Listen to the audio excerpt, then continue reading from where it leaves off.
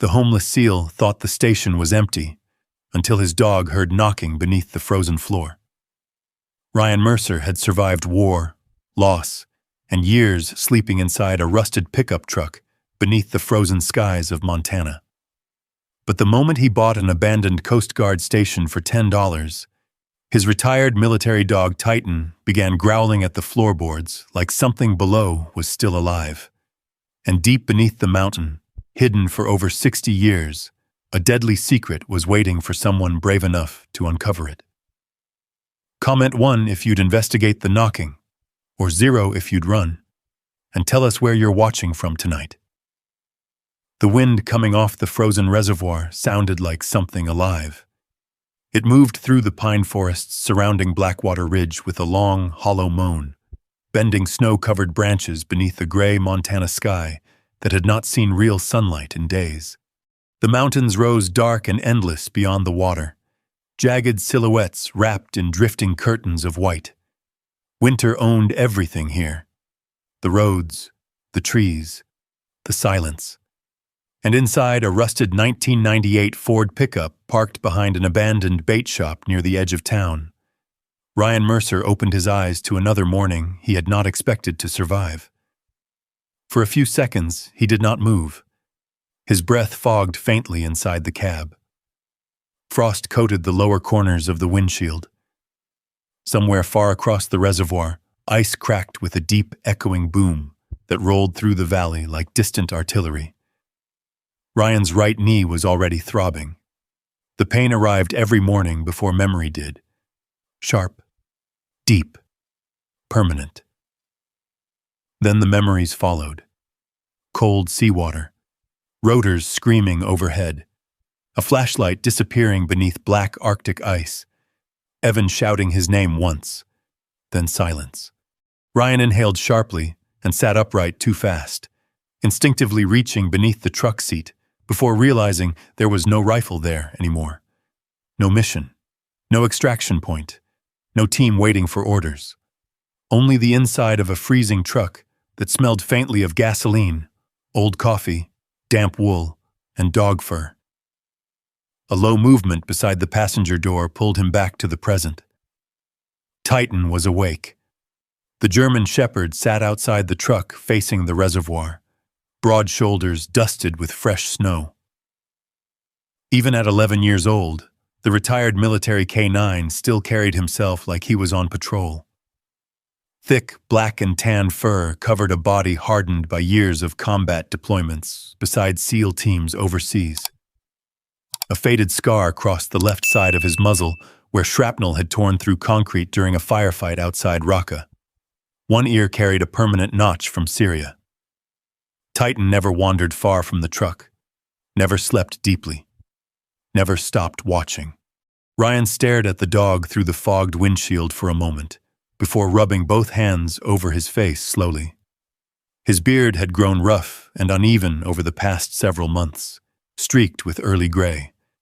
At 47, his body still looked dangerous from a distance.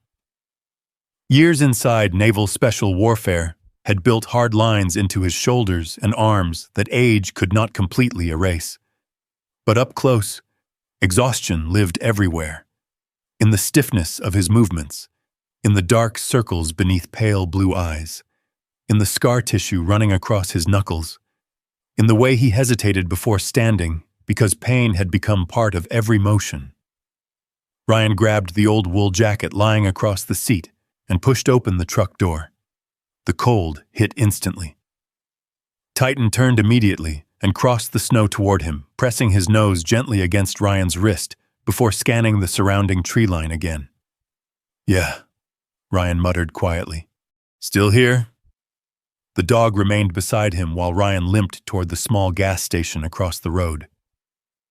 Blackwater Ridge barely qualified as a town anymore. Fewer than 800 people still lived here year-round, most working logging routes, snowplow crews, or seasonal fishing operations on the reservoir during warmer months.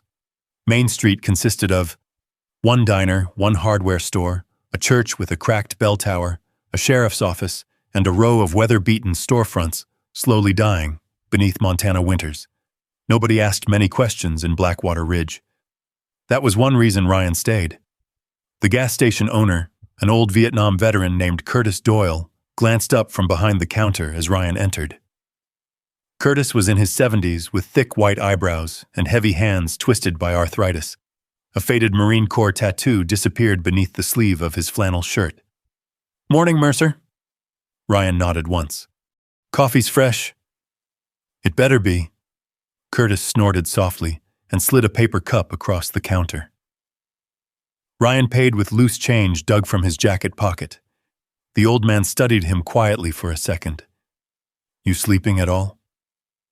Ryan looked toward the window where Titan sat outside watching passing traffic. "Enough." "That means no." Ryan didn't answer.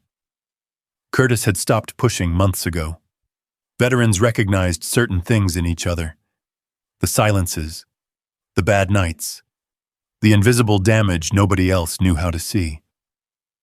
Outside, snow drifted sideways through the parking lot beneath a darkening sky. Storm coming. Ryan felt it in his knee already. He stepped back outside with the coffee while Titan fell into step beside him automatically. The dog's paws crunched softly through fresh snow as they crossed toward the truck. Halfway there, Titan stopped walking. The shepherd's ears lifted sharply. Ryan noticed it immediately. "What is it?" Titan stared toward the community bulletin board nailed beside the old bait shop wall. Most of the papers hanging there had curled from moisture. Missing cats, firewood ads, church announcements, seasonal hunting notices. But one fresh white flyer moved slightly beneath the wind. Titan gave a low growl. Not loud. Not aggressive. Uneasy. Ryan frowned and stepped closer. County Historical Auction Decommissioned Coast Guard Radio Station Glacier Point Lookout.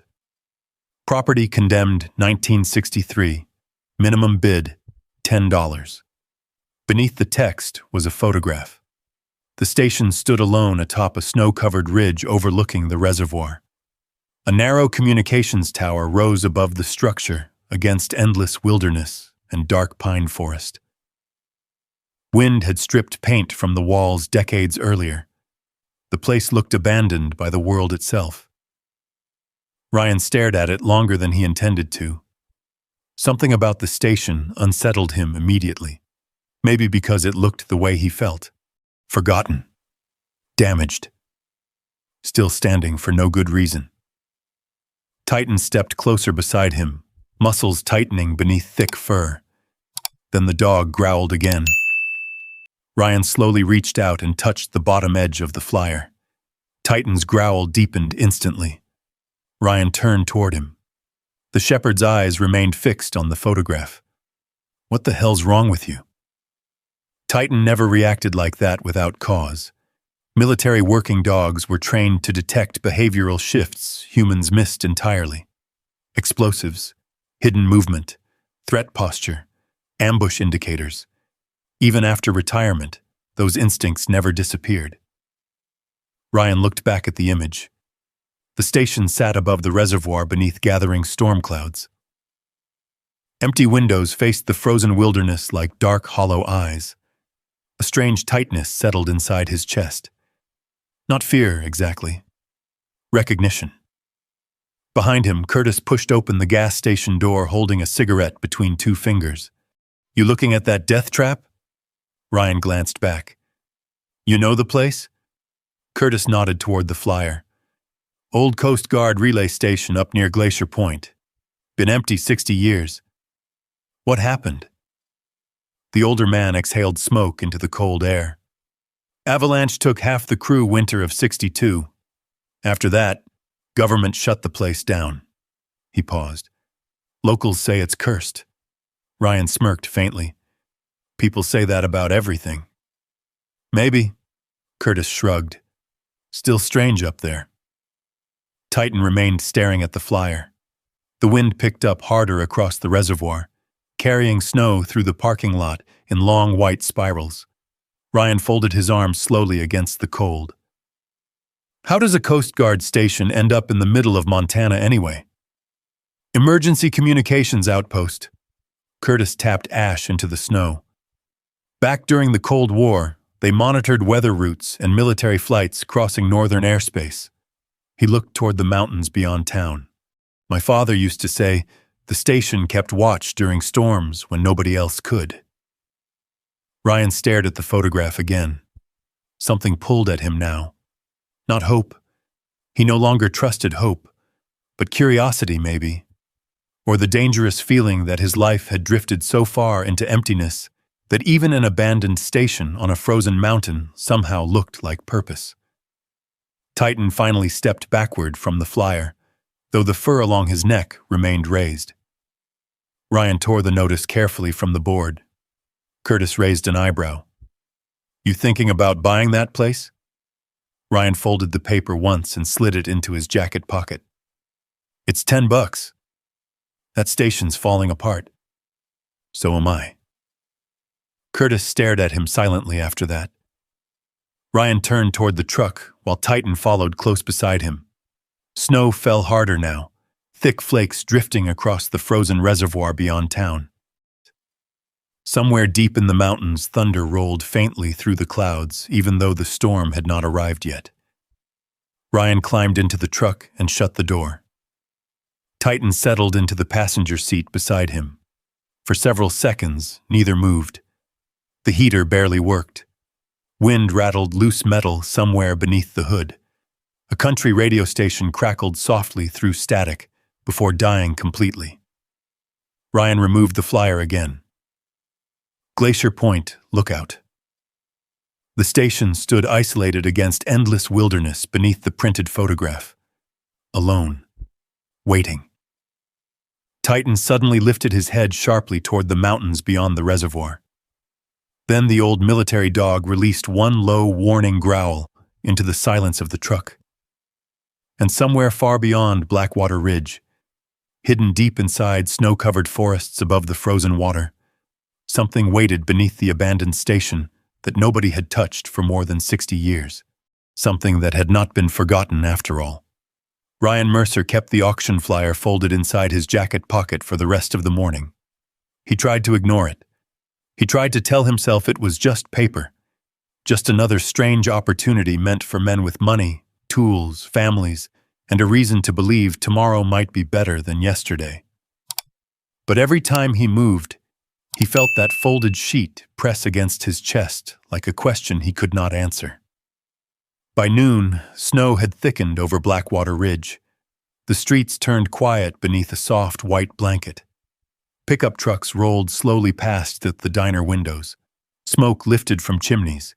Somewhere near the church, a bell rang once and disappeared into the cold.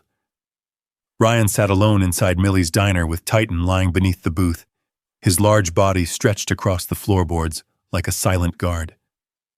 The diner smelled of black coffee, bacon grease, wet coats, and old wood. A few locals sat at the counter, talking quietly about road closures and cattle feed prices. Nobody bothered Ryan. Most people in town knew him only as the quiet veteran who slept in his truck and paid for coffee with coins. He preferred it that way. A waitress refilled his cup without asking.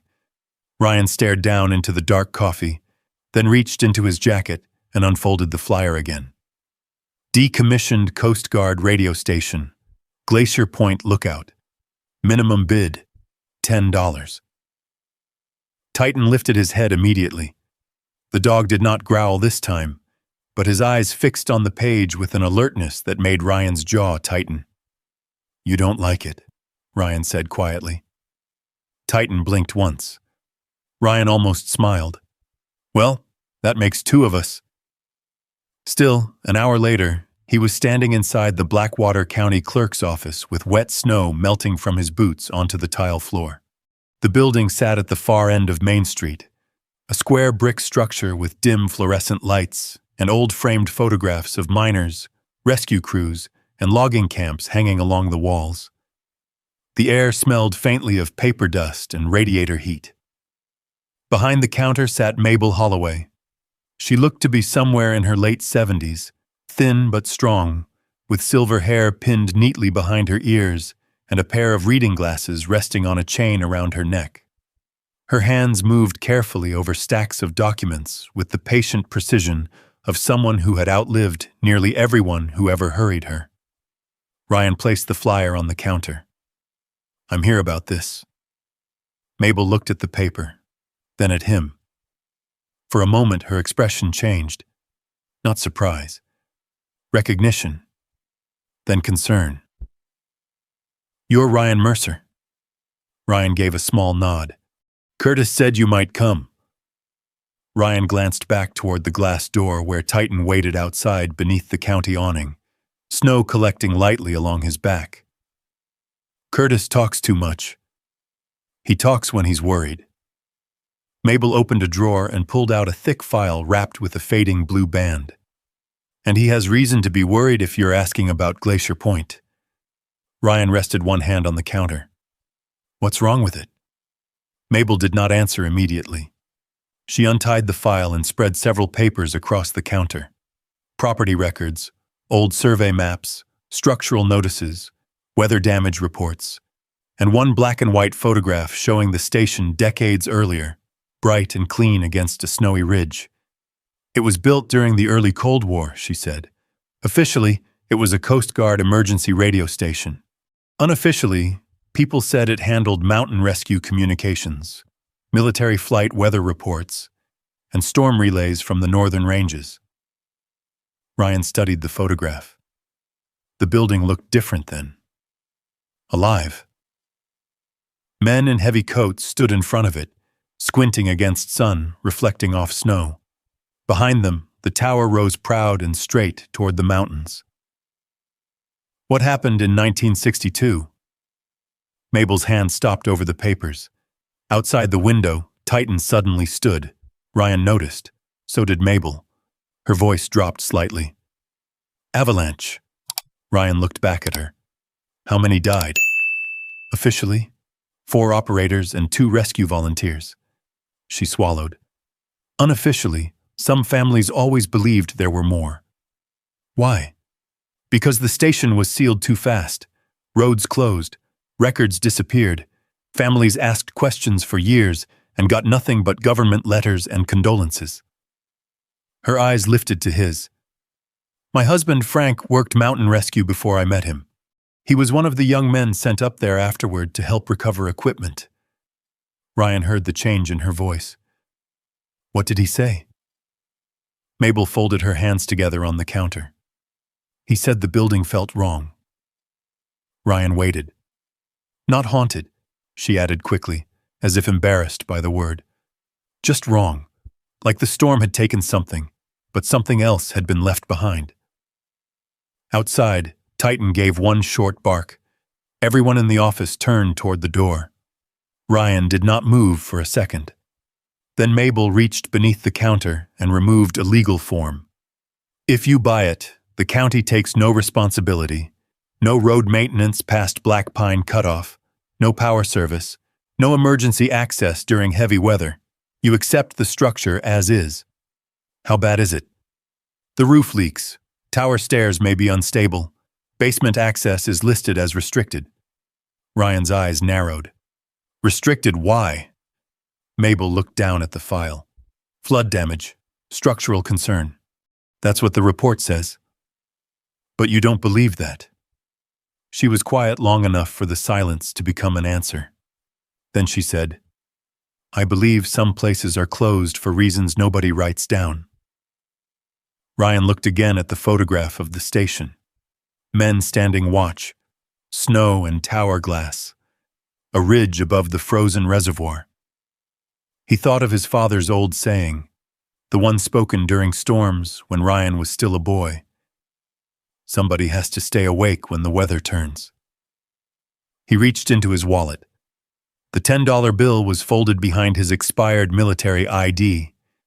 He had carried it since his last month in uniform, long after every other piece of his old life had been sold, lost, or left behind. It was worn soft from years inside leather. For a moment, his fingers would not release it. Then he placed it on the counter. Mabel looked at the bill, then at Ryan. "You sure?" "No." For the first time, Mabel smiled sadly. That may be the most honest answer I've heard in this office all winter. She stamped the paper. The sound cracked through the room like a small verdict. By 2 in the afternoon, Ryan Mercer owned Glacier Point Station. By 3, he and Titan were driving north out of Blackwater Ridge. The road climbed almost immediately. Main Street vanished behind them, replaced by narrow lanes bordered by dark pine forest and snow-covered fence lines. The frozen reservoir appeared and disappeared through gaps in the trees, wide and steel gray beneath the mountain sky. Wind pushed loose snow across the pavement in low white ribbons. Ryan drove with both hands on the wheel. Titan sat upright in the passenger seat, staring forward through the windshield. The deeper they went, the quieter the world became. Cell signal disappeared first, then the radio. Country music dissolved into static, then into a long, empty hiss that made Ryan's stomach tighten without warning. Static had a way of opening old doors in his mind. He saw ice, headlamps swinging in darkness. His brother Evan roped to a rescue line, shouting something over storm wind. Ryan blinked hard and forced himself back into the truck. Titan leaned across the seat and pressed his shoulder against Ryan's arm, grounding him, holding him in the present. "Yeah," Ryan whispered. "I know." Snow thickened as they turned onto Black Pine Cutoff. The road narrowed to a single lane carved between walls of trees. Branches scraped against the sides of the truck. The tires slipped twice on packed ice, but Ryan corrected without panic. He had driven worse roads under worse conditions. But the higher they climbed, the more Titan changed. The shepherd's ears remained fixed forward. His breathing slowed. Every muscle in his body carried that old mission tension Ryan knew too well. "Something up there?" Ryan asked. Titan did not look away from the road. Near dusk, they reached the final turn. The trees opened suddenly, and Glacier Point Station appeared. It stood alone on a rocky rise above the frozen reservoir, half buried in wind-packed snow. The main building was long and low, built from dark timber and weathered stone, with boarded windows and a sagging porch. A rusted communications tower rose from the roof, leaning slightly into the gray sky. Old antenna wires hung loose, swinging in the wind like broken rigging. Beyond it, the reservoir stretched black and frozen beneath cliffs dusted white. Ryan stopped the truck. Neither he nor Titan moved. The place looked abandoned, but not empty. Ryan felt that difference immediately. He stepped out into the cold. Wind struck him hard, carrying the scent of pine, ice, old metal, and something faintly sour beneath the snow. Titan jumped down after him and stood rigid beside the truck. The station creaked in the wind. A loose shutter banged once, then stopped. Ryan looked up toward the tower. For half a second, he saw someone standing behind the highest window. A dark shape. Still. Watching. Ryan's hand moved automatically toward his hip before he remembered again that he carried no sidearm. Titan exploded into a bark. The sound ripped across the ridge and echoed over the frozen reservoir. Ryan stared at the tower window. The figure was gone. Snow blew across the glass. Nothing moved. He waited, heart pounding once, then twice, then settling into the old cold rhythm he trusted more than fear. "Stay close," he said. Titan moved ahead of him toward the station steps. Together they climbed onto the porch. The boards groaned beneath Ryan's boots. The front door hung slightly crooked, its handle coated in frost. Someone had nailed a rusted metal sign across it decades ago. "Property closed by Federal Order 1963." Ryan touched the sign with gloved fingers. Then he pushed the door open. The hinges screamed. Cold, stale air breathed out from inside the station. Titan stepped across the threshold first, then froze. The old German shepherd turned his head slowly toward the dark stairwell at the back of the room, a stairwell leading down. Ryan followed his stare. The basement door stood open just a crack, and from somewhere below the floorboards, deep inside the mountain, came a faint sound like metal tapping against stone. Once, twice, then silence. The wind pushed against Glacier Point Station hard enough to rattle the windows. Ryan Mercer stood frozen inside the doorway, one hand still gripping the edge of the open door, while Titan stared toward the basement stairwell, with every muscle locked tight beneath his fur. Neither moved. The station creaked softly around them, old timber shifting, loose metal groaning somewhere above the tower. Snow hissed against the outside walls, but beneath all of it, Ryan could still feel the echo of those metallic knocks vibrating inside his chest. Not imagination, not wind. Something down there had made that sound. Titan released a low, warning growl. Ryan slowly exhaled through his nose. Easy. The dog did not relax. Ryan stepped fully inside and shut the door behind them. The sound echoed through the empty station like a rifle bolt closing inside a bunker. The main room opened wide before him, beneath layers of dust and cold gray light leaking through cracked windows. Old maps still hung crooked along the far wall. A rusted wood stove sat near the center of the room beside overturned chairs and broken cabinets. Ice had formed along parts of the ceiling, where snowmelt leaked through damaged roofing. The place smelled old. Wet timber, rust, dust trapped beneath decades of silence. And beneath it all, something else. A faint sour odor Ryan could not identify. Titan stayed close to his leg while Ryan moved deeper into the room. Military instincts returned automatically. Check corners, check exits, observe sight lines, listen. The habits never disappeared completely. 24 years inside naval special warfare had carved those instincts into his nervous system deeper than memory itself. Ryan crossed toward the windows overlooking the frozen reservoir. The view stole his breath for a second, despite himself. The mountains stretched endlessly beyond the black frozen water, snow rolling across distant ridges beneath a bruised winter sky. Pine forests surrounded the station on all sides like walls closing around the mountaintop. Beautiful and dangerously isolated. If a storm trapped someone up here, nobody would find them quickly. Maybe nobody would find them at all. Titan suddenly pulled away from him. The shepherd moved directly toward the basement stairwell again. Ryan turned. The door hung partially open beneath a faded emergency light fixture coated in cobwebs. Darkness descended below the station into cold, black silence. Titan stopped 3 feet from the top step, then refused to go farther. Ryan frowned.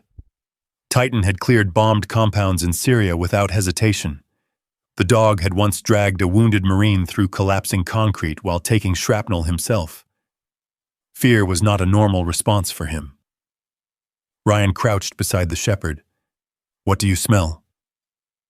Titan's ears twitched slightly. The dog's gaze never left the darkness below. Ryan reached out and slowly pushed the basement door fully open. The hinges screamed. Cold air drifted upward immediately, much colder than the rest of the station. Ryan stared down the narrow staircase, disappearing beneath the floor. Then the emergency radio crackled somewhere behind him. Ryan spun instantly. Static exploded through the room, sharp, violent. The old communications console against the far wall flickered faintly beneath layers of dust. One small amber light blinked weakly through static bursts, even though no power should have existed inside the building. Titan barked once. Ryan crossed the room fast, despite the pain stabbing through his knee. The radio console looked ancient. Cold War-era equipment mounted inside heavy steel casing with cracked dials and faded military markings. Most of the switches sat frozen beneath corrosion. Yet the speaker hissed loudly. Ryan leaned closer. At first he heard only static. Then, "Hello?" The voice was weak, distorted, almost swallowed by interference. Ryan froze. Can anybody? The transmission cut violently. Static screamed through the speaker. Then silence returned. Ryan stared at the dead console for several seconds. Every nerve in his body suddenly felt awake. Titan paced restlessly behind him. Ryan reached toward the radio carefully, touching the cold metal housing with his fingertips. No heat. No power hum. Nothing. The station generator had been dead for decades. So how the hell had the radio activated? Ryan forced himself to breathe slowly. There were explanations. Loose current from old backup systems, maybe. Wind interference. Battery residue. But deep down, another instinct whispered something else. That voice had sounded terrified. Titan returned to the stairwell and growled again. Ryan looked between the basement darkness and the silent radio. Then he made a decision. Not tonight. The storm outside was worsening already. Snow hammered harder against the windows while darkness settled rapidly over the mountains. Temperatures would drop below zero before midnight. Exploring an unstable basement inside an abandoned station during a blizzard was how people ended up dead. Even Ryan knew that. He spent the next 2 hours hauling supplies inside from the truck, while daylight faded. Canned food, bottled water, sleeping bag, toolkit, propane lantern, fuel cans, old military duffel. Titan followed every trip closely, but never once took his eyes off the basement stairwell for long. By full dark, Glacier Point Station felt completely cut off from the rest of the world. The storm swallowed everything beyond the windows. Snow drifted sideways through the tower light beams outside while wind screamed across the ridge hard enough to shake the walls. Ryan lit the propane lantern near the wood stove and began inspecting the generator room beside the kitchen. The machinery looked ancient, but salvageable. Rust covered most surfaces. Fuel lines needed replacing. Several belts had cracked completely. Still, Ryan understood engines. Machines were easier than people. Machines followed logic, unlike memory. Around 9 o'clock, while tightening a loose valve beneath the generator housing, Ryan heard the ice again. Cracking. Deep below the mountain. The sound rolled through the station floorboards exactly like the Arctic shelf collapsing beneath Evan 3 years earlier. Suddenly, Ryan wasn't inside the station anymore. He was back on the ice. Wind screaming across black water. Emergency lights spinning through snow. Evan tied to the rescue line. "Ryan!" Ice breaking apart. Hands slipping. The freezing ocean swallowing everything whole. Ryan jerked violently backward and slammed into the generator casing hard enough to rattle the tools. His breathing turned ragged instantly. Sweat soaked beneath his collar despite the freezing room.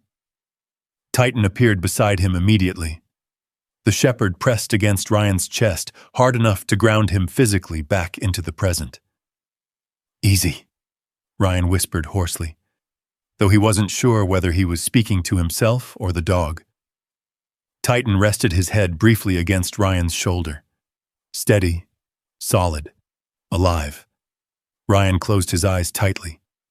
PTSD was a stupid name for it. Too clinical. Too clean. People heard letters like PTSD and imagined nervousness or sadness. They did not understand what it actually felt like. It felt like war refusing to end. Like part of the brain stayed trapped in the worst moment forever, while the rest of life kept moving without permission. Ryan sat quietly beside the generator until his breathing slowed again.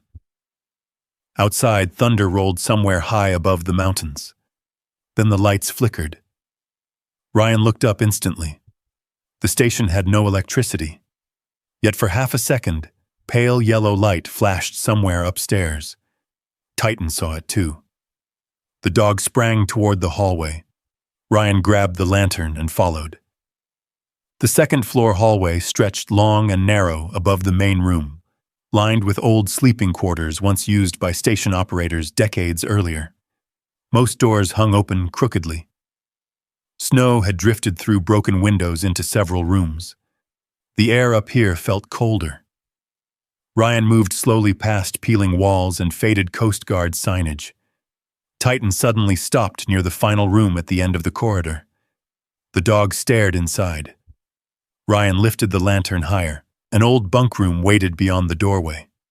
Metal bed frames, dust-covered lockers, a cracked mirror hanging crooked above a sink.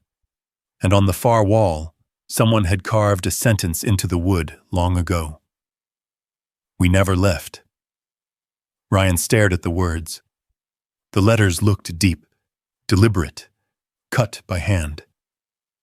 Fresh fear slid quietly down his spine for the first time since arriving. Titan began growling again. Not toward the room, toward the floor. Ryan slowly lowered the lantern. The wooden boards beneath the final bunk carried faint scratch marks leading toward the wall. Heavy scratches, as though something massive had once been dragged across the floor repeatedly. Ryan crouched carefully. The scratches disappeared beneath the wall paneling. Titan suddenly barked once and spun toward the hallway behind them. Ryan rose instantly. "What?" The shepherd stood rigid facing the dark corridor. The wind outside had stopped. Complete silence surrounded the station now. No creaking. No storm. Nothing. Then came the sound. 3 slow knocks, directly beneath their feet. Ryan felt the floor vibrate softly. Titan barked furiously. The lantern flame trembled in Ryan's hand. And somewhere deep below Glacier Point Station, hidden beneath 60 years of snow, concrete, and silence, something knocked back. Ryan Mercer did not sleep the rest of the night. The storm tightened around the station like a living thing. Snow hammered the roof while wind screamed through cracks in the walls hard enough to shake dust from the ceiling beams. Glacier Point groaned constantly beneath the weather, old timber and rusted steel complaining against decades of winter punishment. But underneath the storm, Ryan kept hearing the knocks, not continuously, not loudly, just enough to make silence impossible. Titan stayed awake beside the hallway entrance the entire night, staring toward the floor with ears forward and shoulders tense. Several times Ryan tried convincing himself the sounds came from shifting pipes, frozen supports, or settling foundations beneath the mountain. But the dog's behavior unsettled him more than the noises themselves. Titan believed something was down there, and Ryan had learned long ago to trust Titan's instincts over his own comfort. Near dawn, exhaustion finally dragged Ryan into shallow sleep beside the dead wood stove downstairs. That was when the dream came back. Only this time it wasn't really a dream. It was memory. Arctic wind tore across black water beneath a collapsed ice shelf while emergency lights spun through blinding snow. Men shouted over the roar of helicopter blades overhead. Ryan could barely feel his hands through frozen gloves as he crawled toward the crack splitting across the ice. Evan was still alive then. His younger brother clung desperately to a rescue rope disappearing into freezing water beneath him. "Ryan!" The sound of his voice cut straight through the storm. Ryan lunged forward. The ice gave way instantly. Everything shattered. Black water swallowed Evan whole while Ryan grabbed empty air inches too late. Then came the silence. The terrible silence afterward. Ryan jerked awake violently with a strangled gasp. For one horrifying second, he did not know where he was. His body reacted before logic could catch up. He grabbed for a weapon that no longer existed. The lantern beside him toppled sideways. Titan barked sharply and pressed against his chest hard enough to force him backward against the wall. Ryan sucked in ragged breaths. Sweat soaked through his thermal shirt, despite the freezing station. Outside, pale gray morning light filtered through snow-covered windows. Titan remained beside him, one paw resting firmly across Ryan's knee, grounding him, holding him here. Ryan closed his eyes briefly and leaned his head back against the wall. "Sorry," he whispered hoarsely. The dog's tail moved once against the floorboards. Ryan sat there for a long time, while his heartbeat slowly returned to normal. PTSD was never really about fear. Fear faded. PTSD was memory becoming stronger than reality. It was waking up every morning unsure whether the war had ended or simply paused for a few hours. By late morning, the storm finally weakened enough for Ryan to step outside. Fresh snow buried half the porch railing overnight. The reservoir below looked completely white now, blending almost seamlessly into the surrounding mountains beneath low-hanging clouds. Pine trees bent beneath heavy snow, while fog drifted through the valleys below Glacier Point. The world felt buried, silent. Ryan limped carefully around the station, inspecting damage while Titan moved ahead through the snow, constantly circling the perimeter.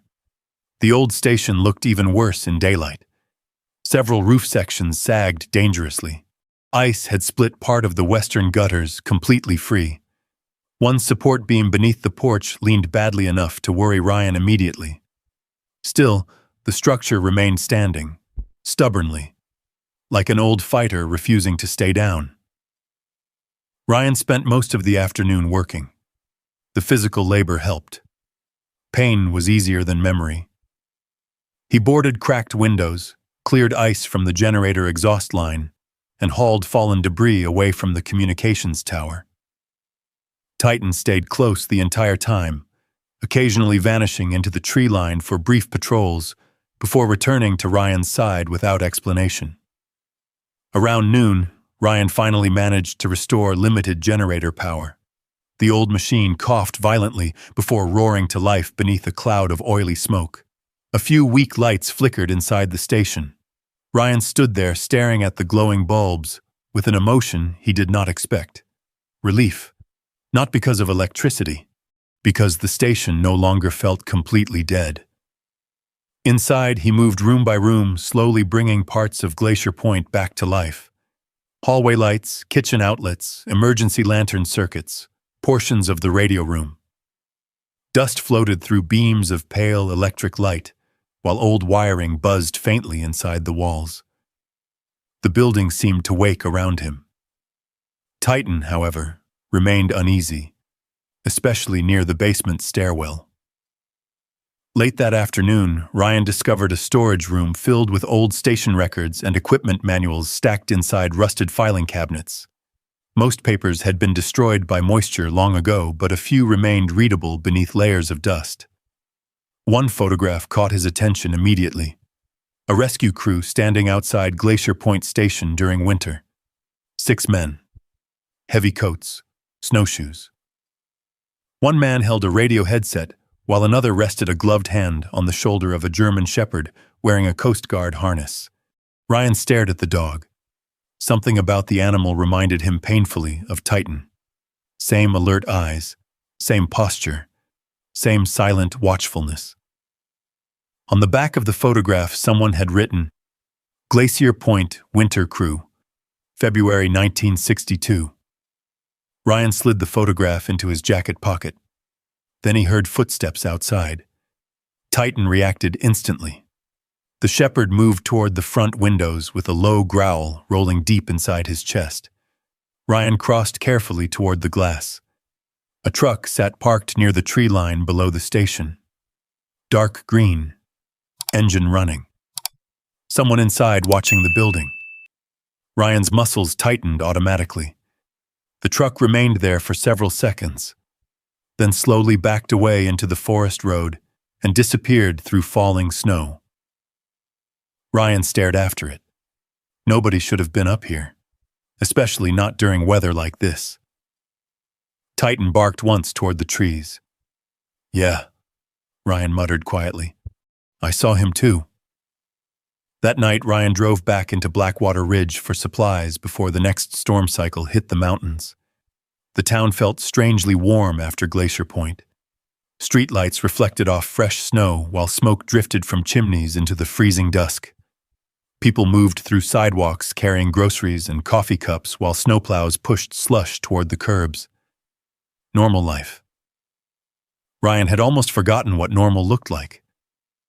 Titan stayed close beside him as they entered Dawson's Diner near the center of town. Warm air wrapped around them instantly. The diner glowed golden beneath hanging lights and smelled of chili, fresh bread, and coffee strong enough to wake the dead. Country music played softly through overhead speakers while locals filled most of the booths. Behind the counter stood Claire Dawson. Ryan noticed her immediately. She looked somewhere in her late 30s, with dark auburn hair tied loosely behind her head and tired green eyes that still carried warmth despite exhaustion. She moved quickly between tables, balancing plates and coffee pots, while quietly helping customers with the practiced rhythm of someone used to carrying too much responsibility alone. She noticed Titan first. Almost everybody did. "Well," she said softly, while approaching the booth. "He's beautiful." Titan sat calmly beside Ryan's leg. "Depends who you ask," Ryan replied.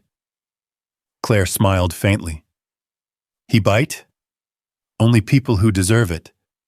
That earned a quiet laugh from her. Ryan realized suddenly how long it had been since hearing genuine laughter close to him. "Coffee? Please." As Claire filled the mug, a small boy stepped carefully out from the kitchen doorway behind her. Maybe 9 years old. Thin. Quiet. Dark winter sweater hanging loosely over narrow shoulders. The boy froze the moment he saw Titan. Ryan noticed immediately how the child avoided eye contact with everyone else inside the diner. Claire looked back gently. "Mason, honey, stay near the counter." But the boy barely heard her. His eyes remained fixed on Titan. Slowly, cautiously, Mason approached the booth. Titan stayed perfectly still. No barking, no movement. The boy stopped 3 feet away. "Can I pet him?" Ryan glanced toward Claire. She hesitated briefly, then nodded. "If Mr. Mercer says it's okay." Ryan looked down at Titan. "Easy." Titan lowered his head slightly. Mason reached out carefully with trembling fingers and touched the shepherd's neck. Something changed in the boy's face immediately. Not excitement. Relief. As if touching the dog quieted something inside him. "He's old," Mason whispered softly. Ryan felt an unexpected tightness in his chest. "Yeah," he answered. "Me too." For the first time all evening, the boy smiled. Claire noticed it instantly. So did Ryan. The expression on her face afterward carried the exhausted gratitude of a parent who had watched too many difficult days pile together. "He doesn't talk much around strangers," she said quietly later, while refilling Ryan's coffee. "Not since his father died." Ryan nodded once. He understood silence better than conversation anyway. Outside, snow began falling harder again beyond the diner windows. Titan suddenly lifted his head sharply toward the parking lot. Ryan followed the dog's stare. Across the street, a dark green truck sat beneath a flickering street lamp. The same truck from Glacier Point. Engine running. Watching. Ryan's eyes narrowed. Inside the cab, he could barely make out the silhouette of someone sitting motionless behind the windshield. Then the truck slowly pulled away into the snowy darkness. Titan growled low beside the booth. Ryan stared after the disappearing taillights. And for the first time since arriving at Glacier Point, he realized something deeply unsettling. Whatever waited beneath the station, someone else was looking for it too. Ryan Mercer barely slept after returning to Glacier Point that night. The image of the dark green truck stayed with him long after the mountain road disappeared behind blowing snow.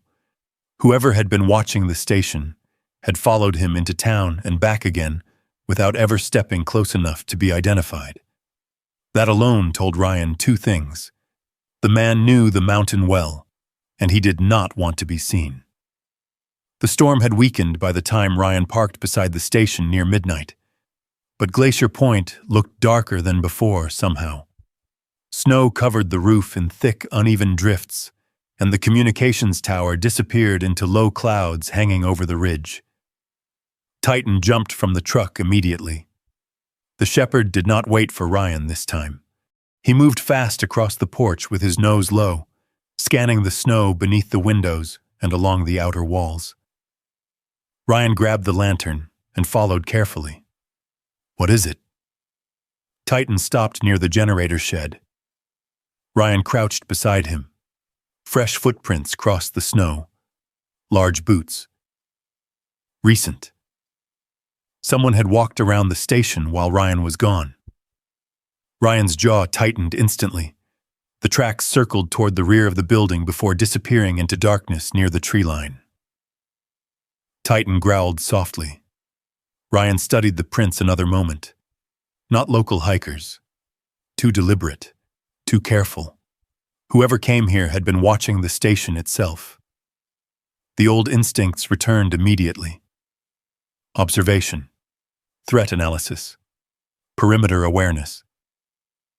Ryan slowly scanned the forest surrounding Glacier Point. Tall pine trees swayed against the night sky while fog drifted low across the reservoir below. Nothing moved.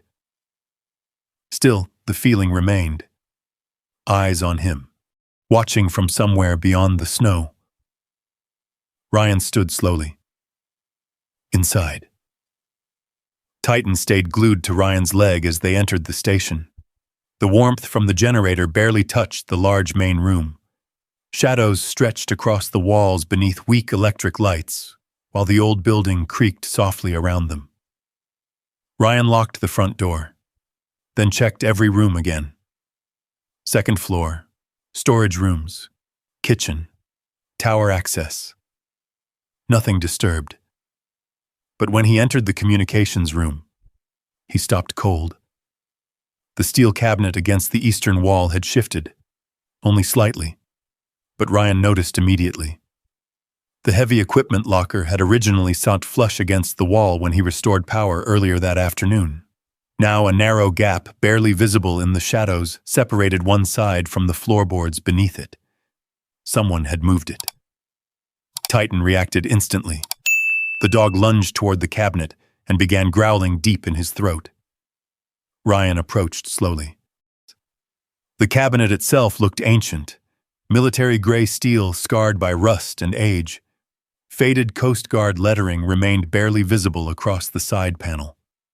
Communications storage authorized access only. Ryan lowered the lantern toward the floor. That was when he saw the scratches. Deep gouges carved into the wood beneath the cabinet legs. Long parallel marks running backward toward the wool, as if the entire structure had been dragged repeatedly across the floor over many years. Titan began pawing furiously at the boards. Ryan crouched beside him. The dog's claws struck metal beneath loose debris. Clang. Ryan brushed snow dirt and dust aside carefully. An iron ring protruded faintly from beneath the edge of the cabinet. His pulse slowed immediately. Hidden access point. The realization settled heavy inside his chest. Titan barked sharply. Ryan gripped the cabinet handle and pulled hard. The thing barely moved. Heavy. Bolted maybe. Or simply rusted into place after decades untouched. Ryan disappeared downstairs and returned with pry bar hammer wrench flashlight. For nearly an hour he worked in silence while the storm rolled outside. The cabinet resisted every inch. Metal screamed against wood. Rust snapped. Sweat soaked through Ryan's shirt despite the cold. His damaged knee throbbed violently every time he braced for leverage. Titan remained beside the cabinet the entire time, ears alert toward the hallway. Watching. Finally, one of the lower brackets cracked loose with a violent metallic pop. The cabinet shifted several inches. Dust exploded upward, and beneath it, a square iron hatch revealed itself beneath layers of grime and old paint. Ryan froze. The hatch looked industrial. Thick steel, reinforced edges. A heavy wheel lock mechanism sat near the center coated in rust. No markings, no labels, just old iron hidden beneath the floor. Titan barked once and backed away from it. Ryan lowered the flashlight carefully. The hatch had been welded shut from the inside, not locked. Sealed. Ryan stared at the weld marks quietly. Whoever closed this hatch had never intended for it to be opened again. A cold draft slipped faintly through the edges. Air still moved beneath it, which meant space remained below. Ryan sat back slowly against the wall. For a few seconds, neither he nor Titan moved. Then the station lights flickered. Once, twice. Darkness swallowed the room. The generator had died. Titan sprang toward the hallway immediately. Ryan grabbed the lantern. The station became eerily silent without electricity. Only wind moved outside now, brushing snow against the windows like soft fingertips. Then came another sound. Footsteps. Outside, crunching slowly through snow near the porch. Ryan killed the lantern instantly. Darkness wrapped around the room. Titan stood rigid beside him. The footsteps stopped. Ryan listened carefully. Nothing. Then a faint beam of light passed across the front windows downstairs. Flashlight. Someone circled the station. Ryan's body settled automatically into combat focus. Breathing slowed. Hearing sharpened. Every muscle loosened into readiness despite the pain in his knee. He moved toward the hallway quietly, while Titan shadowed beside him. Another flashlight beam swept across the far kitchen wall downstairs. Whoever was outside moved carefully. Searching. Ryan crouched beside the staircase overlooking the main room below. The front door handle turned slowly. Locked. A pause. Then movement toward the side entrance. Titan growled softly. Ryan placed one hand against the dog's shoulder. Steady. Outside, boots crunched through snow again. Then silence. Long enough that Ryan almost believed the intruder had left. Suddenly something slammed hard against the side door. Titan exploded into barking. The second impact rattled the entire station. Ryan moved fast toward the kitchen hallway, while Titan charged ahead. By the time Ryan reached the door, the banging had stopped. Snow blew through cracks around the frame. Nothing else. Ryan slowly opened the side door. Freezing wind rushed inside immediately. The porch stood empty. The tree line beyond the station swayed dark beneath moonlight, breaking through the storm clouds. No flashlight. No footprints visible through drifting snow. Just silence. Ryan stepped outside cautiously. Titan followed beside him with ears rigid. The mountain felt unnaturally still now. Then Ryan saw it. Fresh tire tracks near the lower access road. The same dark green truck disappearing through the forest. Ryan stared after it until the taillights vanished completely. Back inside the station, Titan returned directly to the communications room and stopped beside the hatch. Ryan knelt beside it again. His flashlight swept across the weld marks, then toward the edges of the hatch itself. Something had changed. One small section of rust near the wheel mechanism looked freshly scraped, not decades old. Recent. Very recent. Someone else had already tried opening it. Ryan sat there in silence while Titan rested beside him. The wind outside eased slowly as clouds drifted apart above Glacier Point. Moonlight spilled faintly through the communications room windows, illuminating dust floating through the cold air. Ryan looked at the hatch again, then toward the dark hallway, then back toward Titan. You knew something was here before I did. Titan blinked slowly. Ryan rubbed both hands over his face. Part of him wanted to leave immediately. Drive back down the mountain. Forget the station. Forget the noises. Forget the hatch. But another part, the old part war had never fully killed, felt something else. Mission. Mystery. Purpose. And underneath all of it, a dangerous instinct he recognized immediately. Someone wanted whatever was beneath this station badly enough to hide it for 60 years, which meant it mattered. Titan suddenly lowered his head toward the hatch and growled again. This time, the sound coming from beneath the floor answered immediately.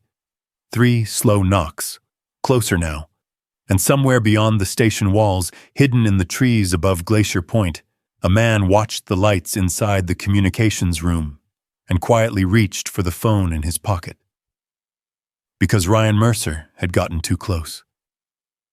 The mountain disappeared beneath another storm before sunrise. Snow rolled across Glacier Point in thick white waves while freezing wind slammed the station hard enough to shake loose frost from the rafters. Ryan had managed maybe 2 hours of sleep in the chair beside the communications room before Titan woke him with a low growl just after dawn. The shepherd stood facing the front windows, alert, watching. Ryan rubbed exhaustion from his eyes and slowly stood. Every joint in his body ached. His knee burned from yesterday's work, and his head still carried the heavy fog that always followed nights filled with broken sleep and old memories. The hatch remained sealed beneath the steel cabinet, but Ryan could feel its presence now, like something alive beneath the station floor. 3 knocks. That sound had replayed inside his head all night. Not random, not natural, deliberate. Titan moved toward the door before Ryan could speak. "You hear him again?" The dog's ears twitched once. Ryan grabbed the rifle case leaning against the wall. He had retrieved the old hunting rifle from the truck after the break-in attempt during the night. Nothing military. Just a battered bolt-action Curtis Doyle had sold him cheap months earlier for protection against mountain lions and desperate drifters. Still, Ryan checked the chamber automatically, with the calm precision of a man who had carried weapons most of his adult life. Old habits, old reflexes. The storm outside reduced visibility to less than 50 yards. Snow swirled through the trees while low clouds pressed against the mountainside like smoke. Ryan stepped onto the porch. Titan moved ahead immediately, nose low to the ground. Fresh footprints circled the station again. One set. Large boots. The same man. Ryan followed the tracks carefully around the western side of the building. Snow clung to his beard while wind cut through his jacket. The tracks stopped briefly beneath the communications room windows. Whoever had been here last night stood directly outside the hatch room, listening, watching. Ryan's stomach tightened. Titan suddenly barked toward the forest. Ryan looked up sharply. Movement. A dark shape disappeared between the trees. Ryan reacted instantly. "Hey!" The figure kept moving. Ryan limped after him through knee-deep snow while Titan sprinted ahead like a black shadow through the storm. Branches snapped somewhere uphill. Ryan pushed harder despite the pain slicing through his knee. His lungs burned from the cold air. Snow blinded him every few seconds beneath the wind. Then Titan exploded into furious barking somewhere ahead. Ryan broke through the tree line into a narrow clearing. A man stood beside a dark green truck half buried beneath snow. Tall, heavy winter coat, gray beard, late 50s maybe. His right hand rested calmly near his side while Titan circled him aggressively. The stranger did not appear frightened. Instead, he looked annoyed. "Well," the man said evenly, "guess the dog found me." Ryan kept the rifle lowered but ready. "You been watching my station?" The man glanced toward Glacier Point through the storm. "Ain't your station long enough to start claiming it?" Titan growled louder. Ryan stepped closer. "You broke in last night?" "No." The stranger shook his head slowly. "But I was close enough to hear whoever did." Ryan studied him carefully. The man carried himself like somebody used to outdoor work. Broad shoulders, thick gloves stained with grease and pine sap, deep scars across one hand. A faded Forest Service patch remained sewn onto the sleeve of his coat. Not military, but hardened. "You got a name?" Ryan asked. The man hesitated briefly. "Noah Bennett." Ryan recognized it immediately. Curtis had mentioned him once. Retired forest ranger. Local mountain rescue volunteer years ago. Titan still circled Noah aggressively. Easy, Noah muttered toward the dog. I'm not the enemy, boy. Titan clearly disagreed. Ryan lowered the rifle slightly, but did not relax. You want to explain why you've been following me? Noah sighed heavily and leaned against the truck. Because you're digging around Glacier Point, and people who dig around that station tend to end up in trouble. Ryan stared at him silently. Snow blew sideways through the clearing while pine trees groaned overhead. Finally, Noah nodded toward the station. You hear the radio yet? Ryan's eyes narrowed slightly. How do you know about that? Because everybody who stays there hears it eventually. Ryan felt the tension sharpen immediately. You've been inside? Years ago. Noah looked away toward the mountain ridge. Back when I still worked rescue operations, before the county shut access roads down. Titan finally stopped circling but remained tense. Ryan stepped closer. What's under the station? Noah's expression hardened. You really want the truth? Yes. The older man studied Ryan carefully for several seconds before answering. My brother died up there.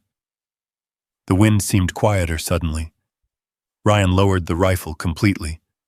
Noah's face changed when he spoke again. Not anger. Grief. Old grief. He was 23, Noah said quietly. Worked avalanche rescue support during the winter of '62. Government told my mother the mountain collapsed during a storm and buried everybody inside. His jaw tightened. But men who worked recovery afterward said strange things. What kind of things? Noah hesitated. Equipment moved before the avalanche even happened. Military trucks going up there at night. Armed guards around the station afterward. Ryan felt something cold settle inside his chest. The hatch downstairs, he said carefully. You know about it? Noah's eyes lifted slowly toward him. So you found it. Ryan did not answer. The older ranger exhaled sharply through his nose. My brother mentioned tunnels once before he died. Said part of Glacier Point wasn't on official maps. Noah looked toward Titan. That dog smelled it before you did, didn't he? Ryan glanced at the shepherd. Titan remained staring toward the trees behind Noah now. Alert again. Noah noticed too.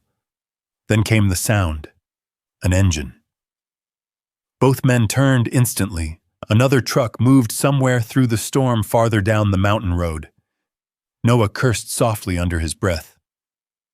They're early. Ryan's grip tightened around the rifle again. Who? Noah looked directly at him. Wade Granger.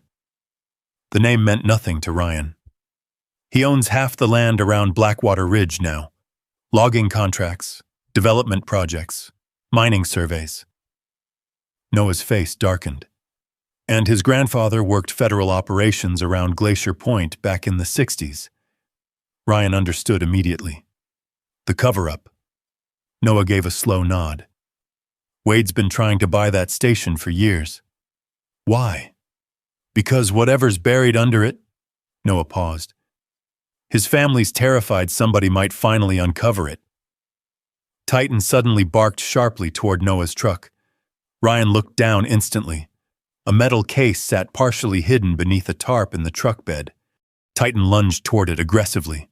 Noah grabbed the dog's collar before Titan could leap fully into the truck. Easy! But Titan kept snarling. Ryan stepped closer. The smell hit him immediately. Chemical, sharp, familiar, explosives. Ryan's eyes snapped toward Noah. The older man raised both hands immediately. Relax. Old blasting charges from my ranger days. I used them for avalanche control work with the county. Titan clearly did not trust the explanation. Neither did Ryan completely. Noah saw it in his face. You've got every reason not to trust anybody right now, the ranger said quietly. But if Wade Granger finds out you opened that hatch, he glanced toward Glacier Point again. Things are going to get dangerous fast. Snow thickened again around them. Ryan looked back toward the station looming through the storm above the trees. The place no longer felt abandoned. It felt watched, protected, hidden. Noah opened his truck door slowly. "Word of advice, Mercer?" Ryan waited. "If your dog starts warning you about something up there..." Noah paused. "Listen to him." Then the ranger climbed inside the truck and drove slowly back through the storm. Ryan stood alone in the clearing with Titan beside him. The shepherd continued staring toward the distant mountain road long after Noah disappeared. Ryan finally looked down at the dog. "You smell explosives before?" Titan glanced up at him. Ryan already knew the answer. Afghanistan, Syria, bombed roads, collapsed buildings. Titan had spent years detecting death before human beings ever saw it coming. And now the old military dog was warning him again. Ryan looked toward Glacier Point through the blowing snow, toward the hidden hatch beneath the communications room, toward the voices on the radio, toward whatever men had buried beneath the mountain badly enough to kill for it. Then somewhere deep below the station, faint beneath the storm and impossible to ignore, 3 slow knocks echoed upward through the frozen ground once more. Then somewhere deep below the station, faint beneath the storm and impossible to ignore, 3 slow knocks echoed upward through the frozen ground once more. Ryan Mercer stood motionless in the snow outside Glacier Point Station while the sound faded beneath the mountain. Titan's ears locked forward instantly. The old German shepherd stared directly toward the communications room windows above them, muscles rigid beneath drifting snow. Ryan slowly looked back toward the station. Whatever waited beneath that hatch was no longer hiding quietly. It wanted out. The storm deepened by late afternoon. Heavy clouds swallowed the ridgeline while freezing wind rolled through the pines hard enough to bend entire trees. Visibility dropped steadily until Glacier Point seemed suspended alone inside a white void above the reservoir. Ryan spent the next several hours preparing. If he was opening the hatch, he intended to do it right. He carried supplies into the communications room one trip at a time. Pry bars, cutting torch, heavy flashlight, spare batteries, rope, emergency med kit, fuel lanterns. Titan followed every movement closely, pacing constantly between the hatch and the windows. Ryan noticed the dog reacting strongest whenever the wind shifted from the east side of the mountain, toward the old tree line, toward the road Wade Granger would use if he came back. By sunset, Glacier Point Station felt less like an abandoned building and more like a forward operating post before a mission. Ryan understood the feeling immediately. The waiting. The tightening silence before danger arrived. He had lived inside that silence for years overseas, and somehow this mountain felt worse, because war made sense. Hidden things buried beneath frozen stations did not. Ryan crouched beside the hatch once more. The welded seams looked old, but weakened now after decades of corrosion. Rust flaked away beneath his fingers. Titan lowered himself beside Ryan and released a low, uneasy growl. "You really don't like this." The dog never took his eyes off the hatch. Ryan adjusted the cutting torch and opened the fuel valve. Blue flame hissed to life. The heat illuminated the communications room in flickering orange light while snow battered the windows outside. Shadows jumped across the walls like moving figures. Ryan pressed the torch carefully against the first weld. Metal screamed. The sound echoed through the station and down into the mountain below. Titan barked sharply. Ryan kept working. Molten sparks scattered across the floorboards while thick smoke curled toward the ceiling. The welds resisted stubbornly, but slowly the rusted steel began separating beneath the heat. One seam, then another. Sweat rolled down Ryan's face despite the freezing room. His injured knee burned fiercely from crouching too long, but he ignored it. Pain had become background noise years ago. The final weld snapped nearly an hour later with a sharp metallic crack. Ryan leaned back, breathing hard. The hatch remained closed, but no longer sealed. Titan immediately stood and backed several feet away, Ryan wiped sweat from his brow and gripped the iron wheel lock with both hands.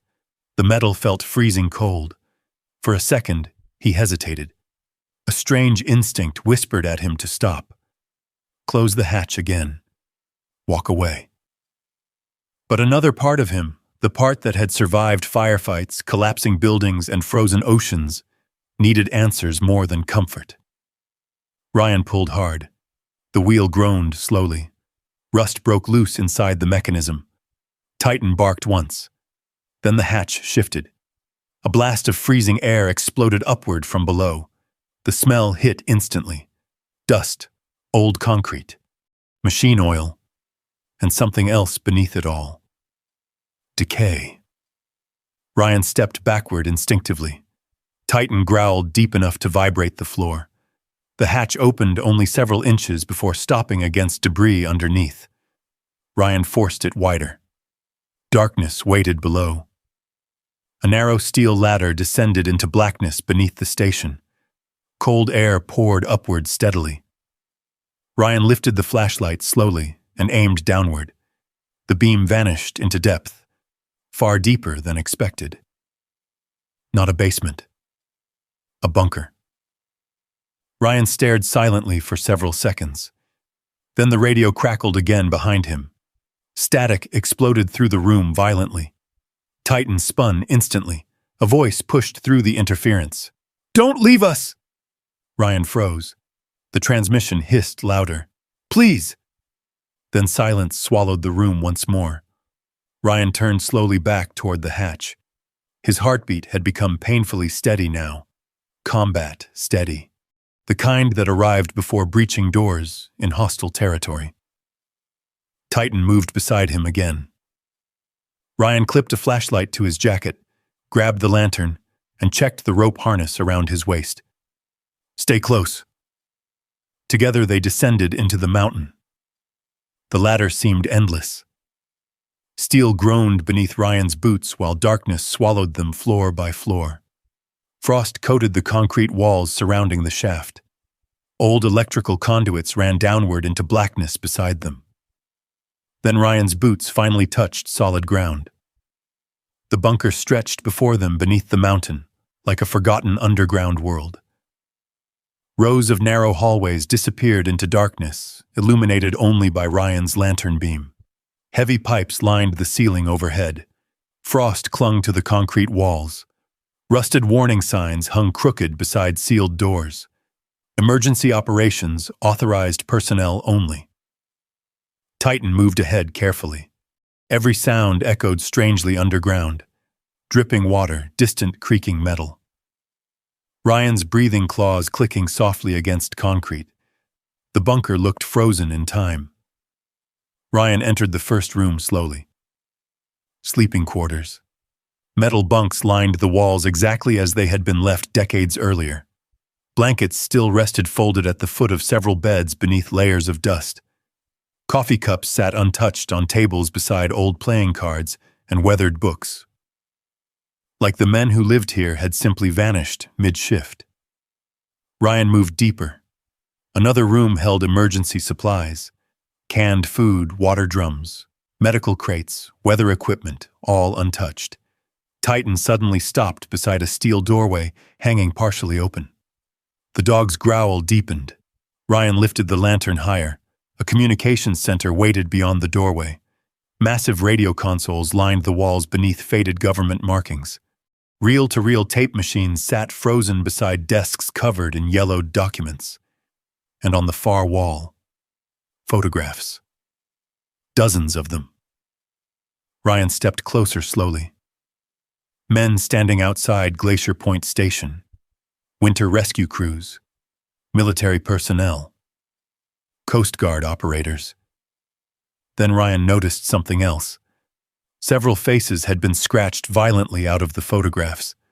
Not damaged by time. Deliberately destroyed. Titan barked sharply toward the back of the room. Ryan turned. A large vault door stood partially open against the rear wall. Beyond it waited another chamber. Smaller. Colder. Ryan entered carefully. The lantern beam swept across stacked crates marked with military serial numbers, then toward several heavy canvas bags sitting untouched beside the wall.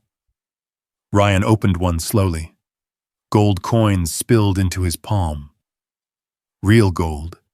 Heavy. Old. Government reserve storage, maybe.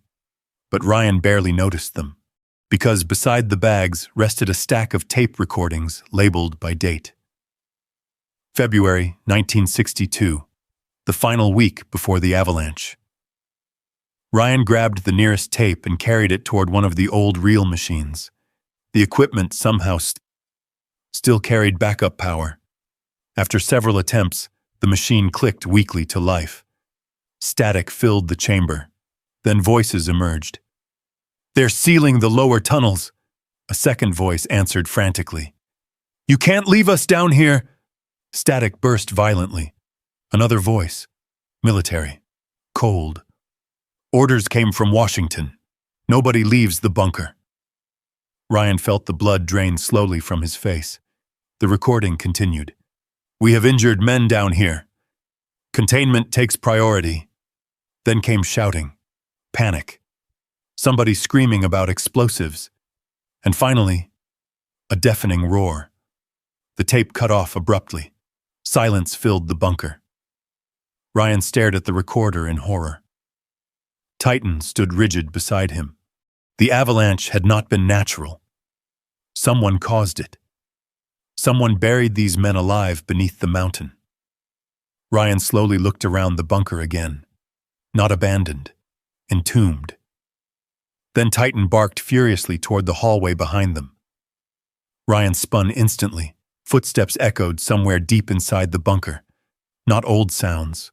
Not ghosts. Real footsteps. Somebody else was down there with them. Ryan Mercer killed the lantern immediately. Darkness swallowed the bunker. Titan's growl rolled low through the freezing corridor, while both man and dog stood perfectly still, listening to the sounds echoing somewhere beyond the communications room. Clang. A boot against metal. Then silence again. Ryan's breathing slowed automatically. Combat breathing. The old training returned without effort, sliding over him like armor he had never fully removed. Every sound sharpened. Every shadow mattered. Titan moved closer beside his leg. Ryan leaned near the dog's ear. Easy. The shepherd's muscles remained tense beneath his fur. Another sound echoed faintly through the bunker. A door opening somewhere deeper underground. Ryan carefully lifted the rifle from his shoulder and chambered around as quietly as possible. The metallic click sounded deafening underground. Then came a voice, muffled, far away. "Check the lower rooms." Ryan froze. More than one person. Titan's ears twitched sharply toward the western hallway. Ryan slowly backed toward the vault room entrance and crouched beside the doorway. The bunker stretched silent before them beneath flickering emergency lights barely powered by ancient backup systems. Frost coated the concrete walls while water dripped steadily from overhead pipes. Then flashlight beams appeared, sweeping through darkness, getting closer. Ryan saw two men moving cautiously through the corridor wearing heavy winter jackets and carrying crowbars. Neither looked military, but both carried themselves with the hard confidence of men used to intimidation. Treasure hunters, maybe. Or worse. Titan remained completely silent now, waiting. The first man stopped near the communications room. "You hear that tape earlier?" he muttered nervously. The second man spat onto the floor. "Wade said ignore it." Ryan heard the name immediately. Wade Granger. The men stepped closer. One flashlight beam swept dangerously near Ryan's position. Titan's lips curled back silently. Ryan tightened his grip on the rifle. Then suddenly, a loud metallic crash echoed from deeper inside the bunker. Both intruders jumped violently. What the hell was that? Titan had knocked over an old pipe in the opposite hallway. Deliberately. The shepherd disappeared into darkness before the men could react. "Dog!" one shouted. The flashlight beam swung wildly toward the sound. Ryan moved instantly. He stepped from cover and drove one man hard into the wall before the intruder fully turned around. The crowbar clattered across concrete. The second man lunged forward blindly. Ryan blocked the swing automatically and slammed him backward into a steel support beam. Years of SEAL training took over completely. Fast, controlled, efficient. The first intruder recovered enough to charge again, but Titan exploded from the darkness like a missile. The German Shepherd hit the man square in the chest and drove him hard to the floor with a violent snarl. The second man staggered backward, raising his hands immediately. "Wait! Wait!" Ryan leveled the rifle directly at him. "Who sent you?" The man's face had gone pale. "We're just workers." "Wrong answer." Titan pinned the other intruder beneath massive paws while growling inches from his throat. The terrified man finally shouted, "Wade Granger!" Ryan's jaw tightened. "What does Wade want?" The intruder hesitated too long. Ryan stepped closer. "What's buried down here?" "We don't know everything," the man blurted desperately. "Wade just said destroy whatever records are left before somebody finds them." Ryan stared at him. "What records?" "The bunker files, tape recordings, government documents." The man swallowed hard. He said nobody can know what happened here. Titan growled louder against the pinned man. Ryan kept the rifle steady. "What happened in 1962? The man looked genuinely frightened now. "They blew the mountain." Silence swallowed the bunker. Even the dripping water seemed to stop. Ryan felt cold move through his chest. "The avalanche?" he asked quietly. The man nodded shakily. "Military explosives sealed the lower tunnels after some kind of accident." His breathing quickened. "People were trapped down here when it collapsed." Ryan thought about the recordings. The screaming. Containment takes priority. Titan suddenly lifted his head sharply toward the upper shaft leading back to the station. Ryan heard it too. An engine. Outside above them. Then another. More people arriving. The intruder's face changed instantly. "Oh God!" Ryan grabbed him hard by the coat. "How many?" "3 trucks." Titan barked sharply. Ryan looked toward the ladder shaft. Snow and smoke drifted faintly downward from above. Smoke. Ryan's stomach tightened instantly. "They're burning the station." Ryan sprinted toward the ladder. Titan released the pinned man and charged after him. The bunker echoed with distant thuds now. Heavy impacts above. Wood splintering. Ryan climbed the ladder fast, despite the agony tearing through his knee. Smoke thickened the higher he climbed. By the time he forced the hatch open, black smoke already filled portions of the communications room. Flames crawled along one wall near the stairwell. Someone had thrown accelerant through the lower windows. Titan burst from the hatch beside him, barking furiously. Outside, Glacier Point Station had become chaos. Snowstorm winds fed the spreading fire while sparks whipped across the roof into darkness. 3 trucks sat near the tree line with headlights cutting through the storm. And standing near the porch, Wade Granger, tall, broad-shouldered, expensive winter coat beneath drifting snow. The land developer watched the burning station calmly while holding a shotgun across one arm. Ryan stepped onto the porch with the rifle raised. Wade smiled faintly. "There he is." Titan snarled instantly. Wade's men spread outward through the snow carrying fuel cans and tools. "Little dramatic for a property dispute," Ryan said coldly. Wade's smile disappeared. "You should have left the hatch closed." Snow swirled violently between them. The fire crackled louder behind Ryan. Wade nodded toward the station. "That bunker belongs buried." "Because your grandfather murdered people down there?" The developer's eyes hardened immediately. "You don't know what you found." "I know enough." Wade slowly lifted the shotgun slightly. "My family spent 60 years protecting this mountain." Ryan tightened his grip on the rifle. Funny way to describe burying rescue crews alive. For the first time, anger cracked through Wade's calm expression. "You think history's simple?" he snapped. "There were military experiments happening inside that bunker during the Cold War. Biological materials, weather weapons, God knows what else." Snow blew across his face beneath the headlights. The avalanche sealed everything before contamination spread. Ryan stared at him. "You expect me to believe that?" "I don't care what you believe." Wade nodded toward the burning station. "I just need this place gone before federal investigators start digging." Titan barked furiously. Then another sound shattered the tension. A truck engine racing uphill. Headlights exploded through the storm from the access road below. Noah Bennett's truck slammed sideways through deep snow and skidded near the station steps. The old ranger jumped out carrying a rifle. "Ryan!" Gunfire exploded instantly. One of Wade's men fired wildly toward Noah. Titan lunged off the porch like a black missile. Chaos erupted across Glacier Point. Ryan dropped behind a support beam as bullets shattered old windows around him. The station groaned beneath spreading flames, while wind hurled sparks into the storm-dark sky. Titan hit one attacker hard enough to knock him into the snowbank beside the trucks. Noah fired twice toward Wade's men, forcing them backward. "Get the evidence!" Noah shouted.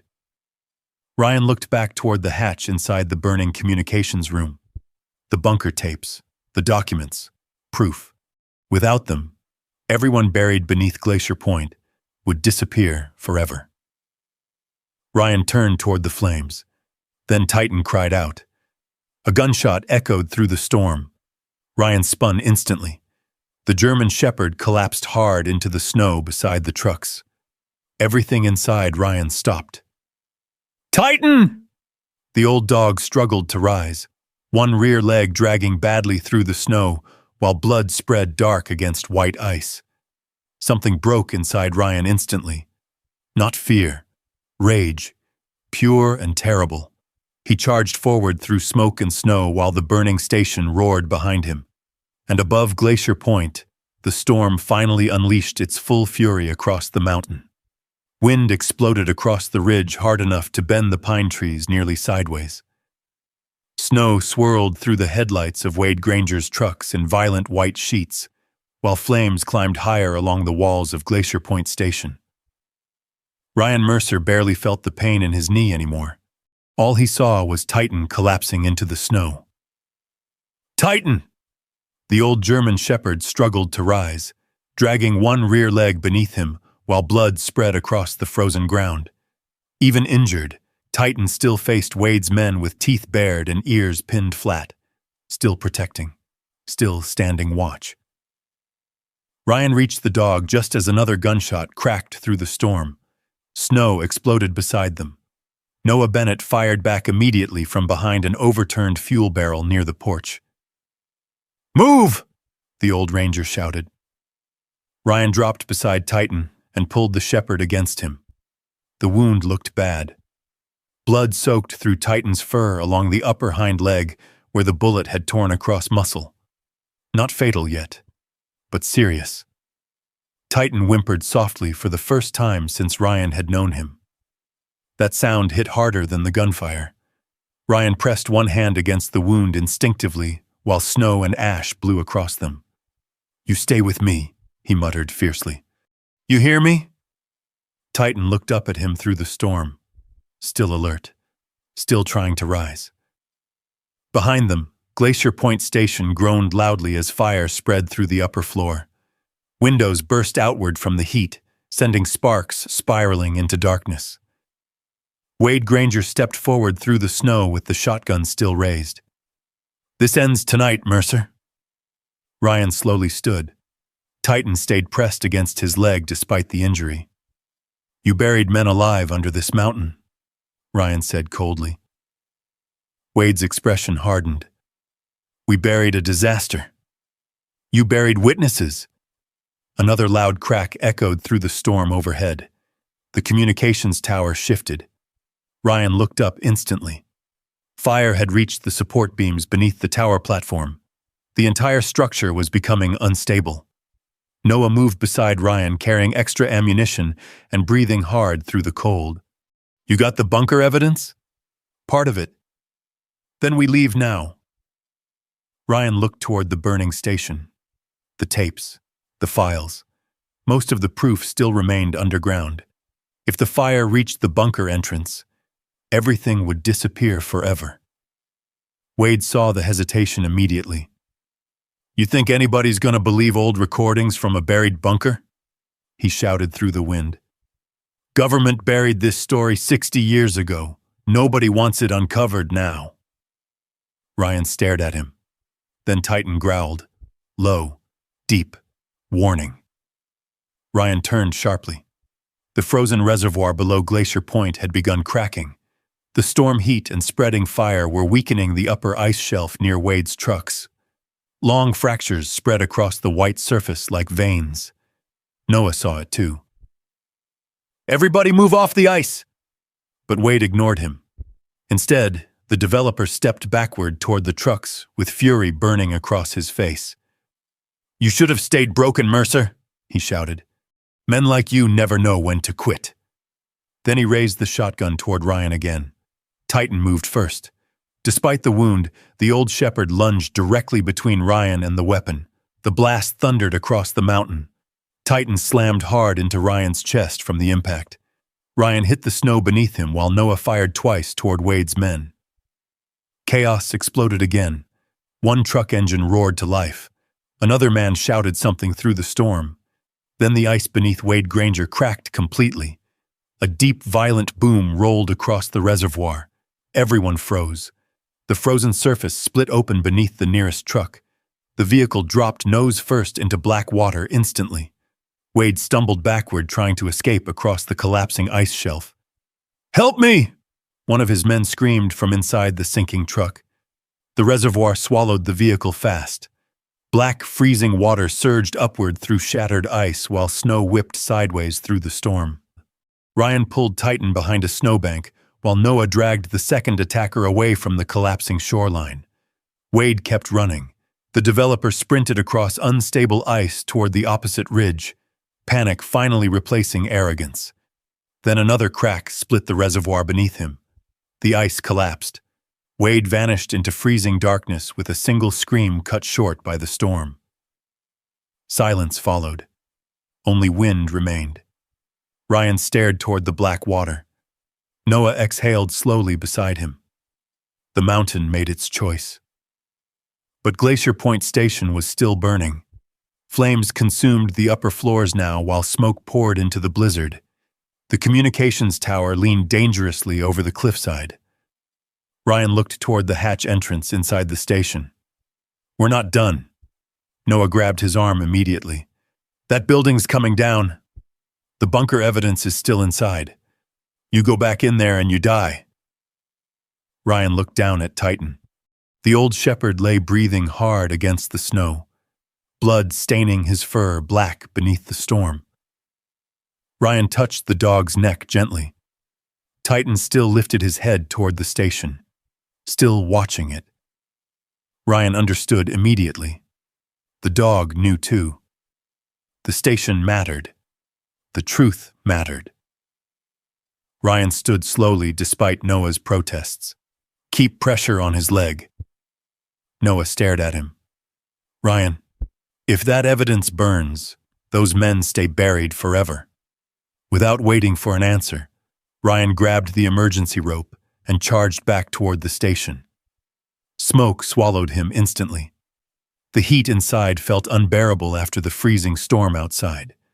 Flames crawled across ceiling beams, while sections of the second floor collapsed somewhere above with deafening crashes. Ryan wrapped part of his jacket over his mouth and pushed toward the communications room. The hatch still remained open. Smoke poured downward into the bunker shaft. Ryan descended fast. The bunker below remained mostly untouched by fire for now, though alarms suddenly echoed faintly through the underground corridors. Emergency systems waking after decades. Ryan grabbed everything he could carry: tape recordings, military files, photographs, personnel logs. Then he froze. A final document sat sealed inside a weatherproof case near the communications desk. Classified Federal Operations Report, Glacier Point Incident, March 1962. Ryan shoved it into the duffel bag. Then the bunker lights died completely. Darkness consumed the tunnels.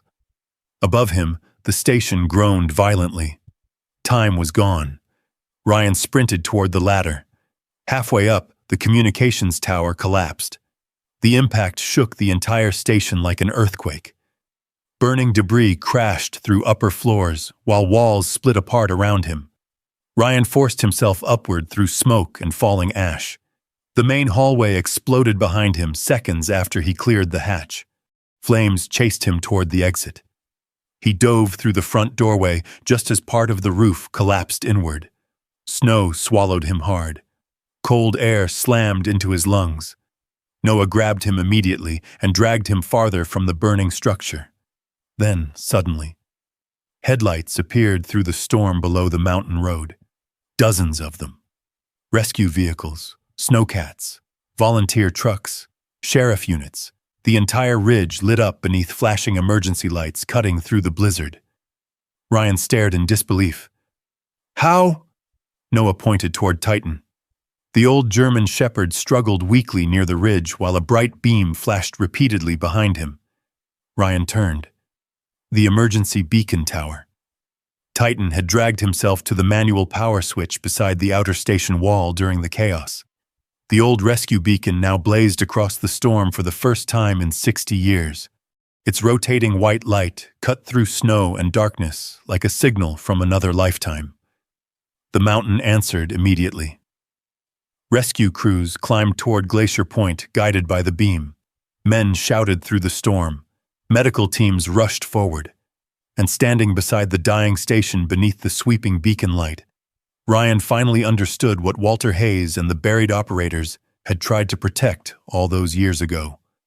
Not secrets, not gold, not military experiments. The signal itself.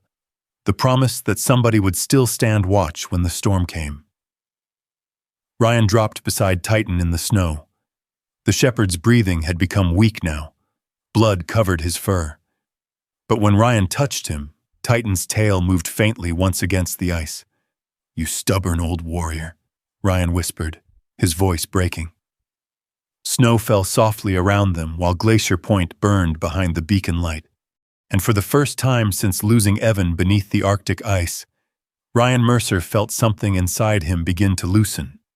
Not healing yet, but hope, small, painful, real. The storm finally passed, sometime before dawn. By sunrise, Glacier Point looked like the aftermath of a war zone. Smoke drifted upward from the blackened remains of the station, while rescue crews moved carefully through snow and debris beneath a pale gray sky. The communications tower had collapsed completely across the eastern ridge, twisted metal half buried beneath ice. Portions of the roof still smoldered where firefighters poured steaming water across frozen beams. But the emergency beacon remained standing. Its light had finally gone dark sometime near morning, after guiding rescuers through the blizzard all night. Ryan Mercer sat inside the back of an ambulance wrapped in blankets that smelled faintly of antiseptic and smoke. He barely noticed the cold anymore. All his attention stayed fixed on Titan. The old German shepherd lay stretched across a padded veterinary tarp near the opposite side of the vehicle, while a volunteer medic cleaned blood from the dog's wounded leg. Titan never took his eyes off Ryan. Not once. "You're lucky," the medic muttered quietly while tightening the bandage. Bullet passed through muscle without hitting bone. Ryan exhaled slowly. Lucky. The word felt strange. He had stopped believing in luck years ago. Outside the ambulance doors, Noah Bennett argued with two federal investigators beside the remains of Glacier Point Station. Men in dark winter coats moved carefully around the site, photographing evidence and carrying sealed crates from the bunker entrance below the communications room.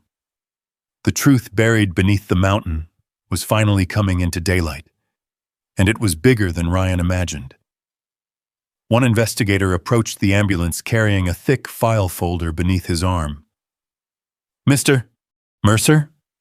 Ryan looked up. The man introduced himself as Special Agent Daniel Reeves from the Department of Homeland Security. Mid-50s, thin face, exhausted eyes. The kind of government man who looked permanently tired from reading ugly reports. "We've reviewed part of the material recovered from the bunker," Reeves said carefully. "What you uncovered at Glacier Point is significant." Ryan glanced toward the burned station outside. "People died down there." "Yes." Reeves hesitated. "More than officially reported." The wind outside carried the sound of helicopter blades somewhere above the mountains. Additional federal teams had arrived before dawn. News crews already waited near the lower access road, held back by sheriff deputies and snowfall barriers. Ryan looked back toward Titan while the medic finished wrapping the shepherd's leg. The old dog finally rested his head against the blanket with an exhausted sigh. Still alive. That alone felt impossible. Agent Reeves sat across from Ryan. "The recordings indicate federal personnel intentionally triggered controlled explosives after a containment breach occurred in the bunker during winter operations in 1962. Ryan's jaw tightened. "Containment breach?" Reeves opened the file carefully. "Experimental weather modification technology." He sounded uncomfortable even saying the words aloud. "Early Cold War atmospheric testing, mostly theoretical. Officially, the project never existed." Ryan remembered Wade's words during the storm. Weather weapons. God knows what else. "The avalanche sealed rescue crews underground," Reeves continued quietly. "Several operators survived the collapse initially." He paused. "But command staff made the decision not to reopen the tunnels." Silence filled the ambulance. Ryan stared out toward the burned station while snow drifted softly through morning light. "They left them down there." Reeves nodded once. "Yes." The simple word carried 60 years of buried guilt inside it. Ryan closed his eyes briefly. He thought about the tape recordings, the voices begging not to be abandoned, the screaming beneath the bunker collapse. And suddenly, he was back on Arctic ice again, hearing Evan's voice disappear beneath black water, while Ryan survived instead. Survivor's guilt recognized itself everywhere. Titan lifted his head slightly and rested it against Ryan's knee, grounding him again, always grounding him. The ambulance doors opened suddenly. Claire Dawson climbed inside, carrying Mason wrapped tightly beneath her winter coat. Snow dusted her auburn hair, while worry filled her face the moment she saw Ryan. "Oh my God!" Ryan looked surprised. "What are you doing up here?" "Mason heard about the fire on the police scanner at the diner." Her voice shook slightly. "He wouldn't stop crying until Noah radioed that you were alive." Mason stepped closer slowly. His eyes moved immediately toward Titan. The shepherd lifted his head weakly. The boy's face tightened instantly when he saw the bandages. "He got hurt." Ryan nodded quietly. "But he's tougher than both of us." Mason carefully knelt beside the dog. Titan allowed the boy to touch his neck gently. For several seconds, nobody spoke. Then Claire looked toward Ryan. "You saved people last night." Ryan shook his head faintly. "No, we just found the truth." But even as he said it, he knew that wasn't entirely true anymore. The beacon had saved people. Titan had saved people. The station itself had saved people. Noah Bennett appeared beside the ambulance a few minutes later, carrying a weathered metal box beneath one arm. "I found this in the lower vault before the federal boys sealed everything off." He handed it carefully to Ryan. The box carried Coast Guard markings beneath rust and soot. Ryan opened it slowly. Inside rested dozens of personnel files protected in sealed plastic.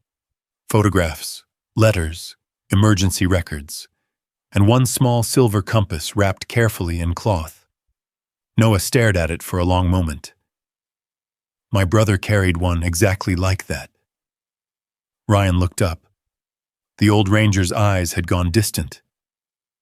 Tom Bennett, Noah swallowed hard. 23 years old. Mountain rescue volunteer.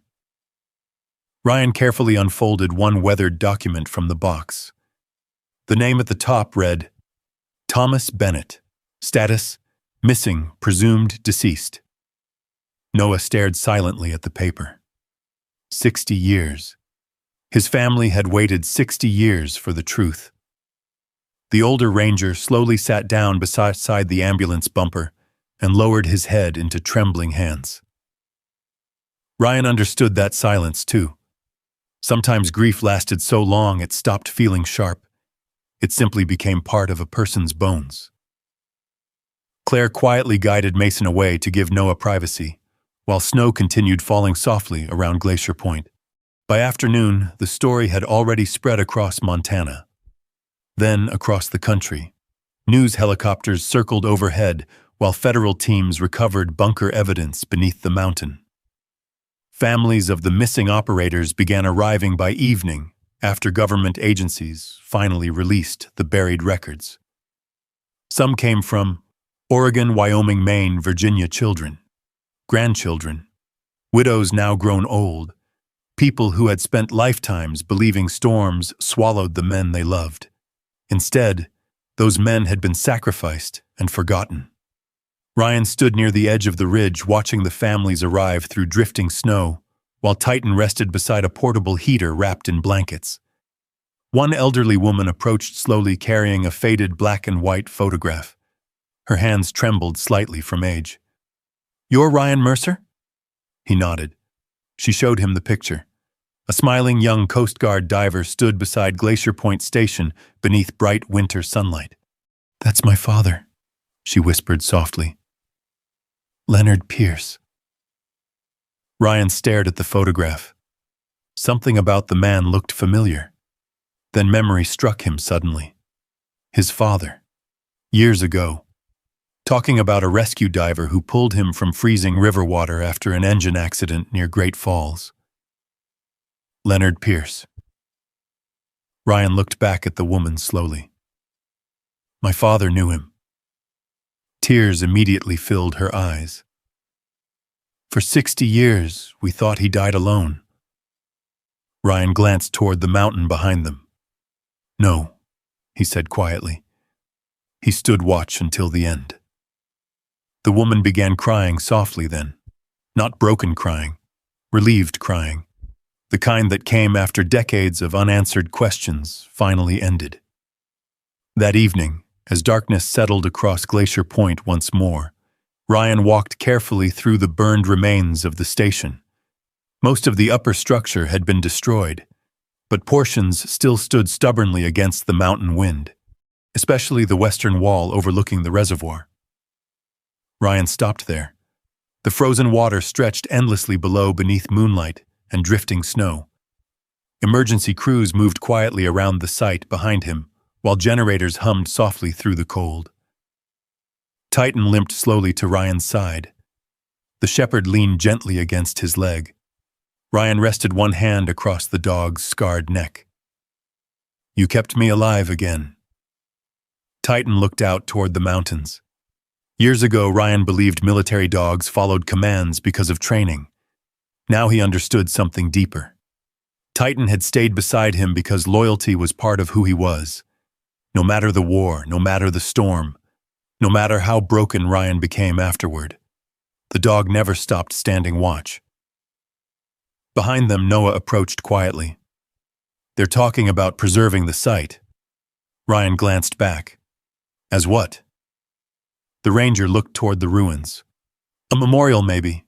Historical rescue station." He shrugged slightly. "Some folks already started calling it a hero site." Ryan almost laughed at that. Hero site. The place had nearly killed him. But as he looked out across the frozen reservoir beneath the first clear night sky in days, something inside him shifted quietly. Not closure. Not yet. But purpose. For the first time since Evan died beneath the Arctic ice, Ryan no longer felt like a man simply waiting to disappear. The mountain had given him something back. And standing beside him beneath the cold Montana stars, Titan lifted his scarred muzzle toward the night wind and quietly resumed his watch. Winter slowly loosened its grip on Glacier Point. By March, the endless walls of snow surrounding the reservoir began shrinking beneath pale sunlight. Ice cracked across the frozen water in deep echoing groans that rolled through the valley like distant thunder. Pine trees shed heavy layers of snow, while dark earth slowly returned to the mountainside for the first time in months. The ruins of Glacier Point Station remained standing through it all. Blackened beams, collapsed roof sections, smoke scars along the western wall. But people kept coming.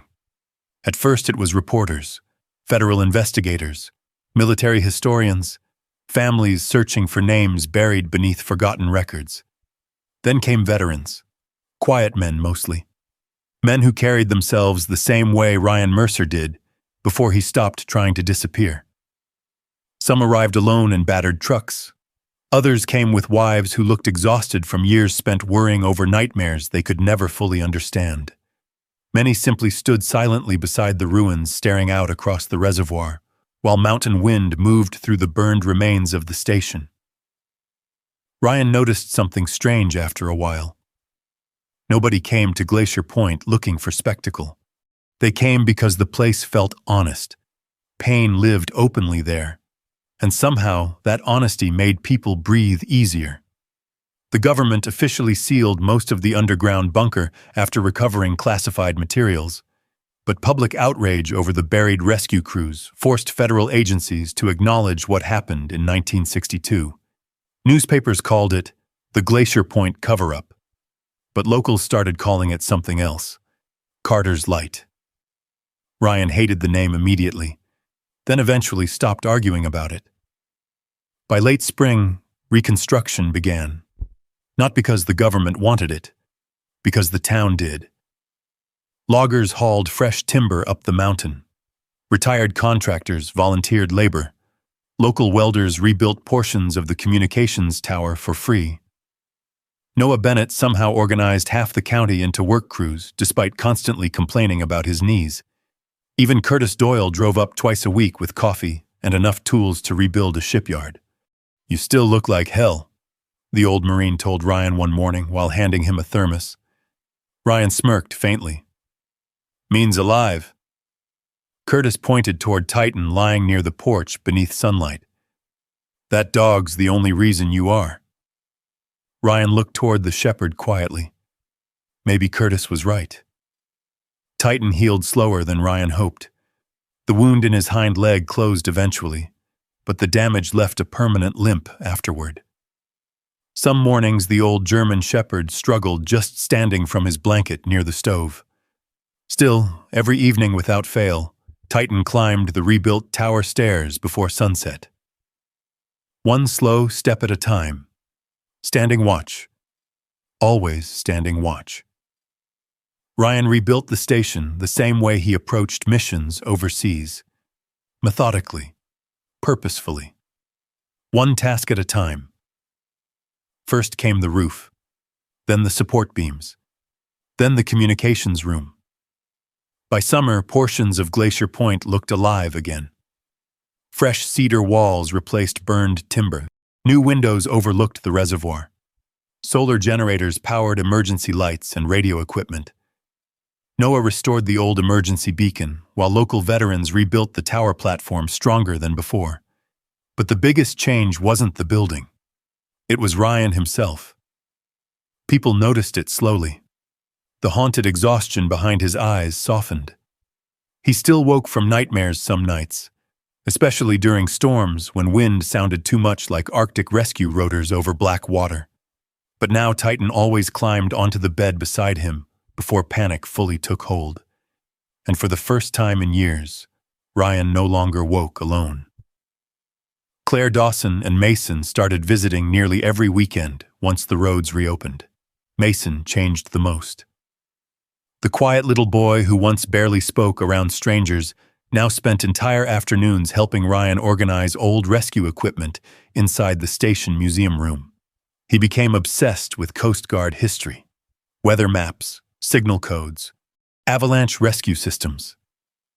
Ryan often caught him sitting beside Titan reading old Glacier Point logbooks aloud, while the shepherd rested nearby, listening patiently. One warm July evening, Mason stood beside Ryan on the tower platform, watching sunlight fade across the reservoir below. "Do you miss the military?" the boy asked quietly. Ryan leaned against the railing. Sometimes the answer to questions like that changed depending on the day. "Parts of it," he admitted. "What parts?" Ryan looked toward Titan sleeping near the lantern room doorway. "The people beside you." Mason nodded thoughtfully. "My dad used to say, hard things feel less scary when somebody stands next to you." Ryan swallowed quietly. "That's true." Below them, Claire laughed softly while helping Noah prepare dinner near the rebuilt fire pit outside the station. The sound carried upward through warm mountain air, while pine trees moved gently beneath sunset. Ryan realized suddenly how long it had been since hearing ordinary happiness nearby. Years, maybe longer. Titan slowly stood and limped toward the western edge of the tower. The old shepherd sat heavily beside the railing, facing the horizon, watching. Ryan joined him quietly. "You still guarding the mountain?" Titan's tail moved once against the floorboards. Ryan rested one hand gently against the dog's neck. The scar tissue beneath Titan's fur felt familiar now. Proof of survival. Proof of loyalty. Proof that some things stayed beside you even after war stripped everything else away. That autumn, Glacier Point officially reopened. Not as a military site, not as a government station, as a memorial rescue center. The lower floor became a museum dedicated to lost Coast Guard operators, mountain rescue teams, missing service members, military working dogs. Families donated photographs from across the country.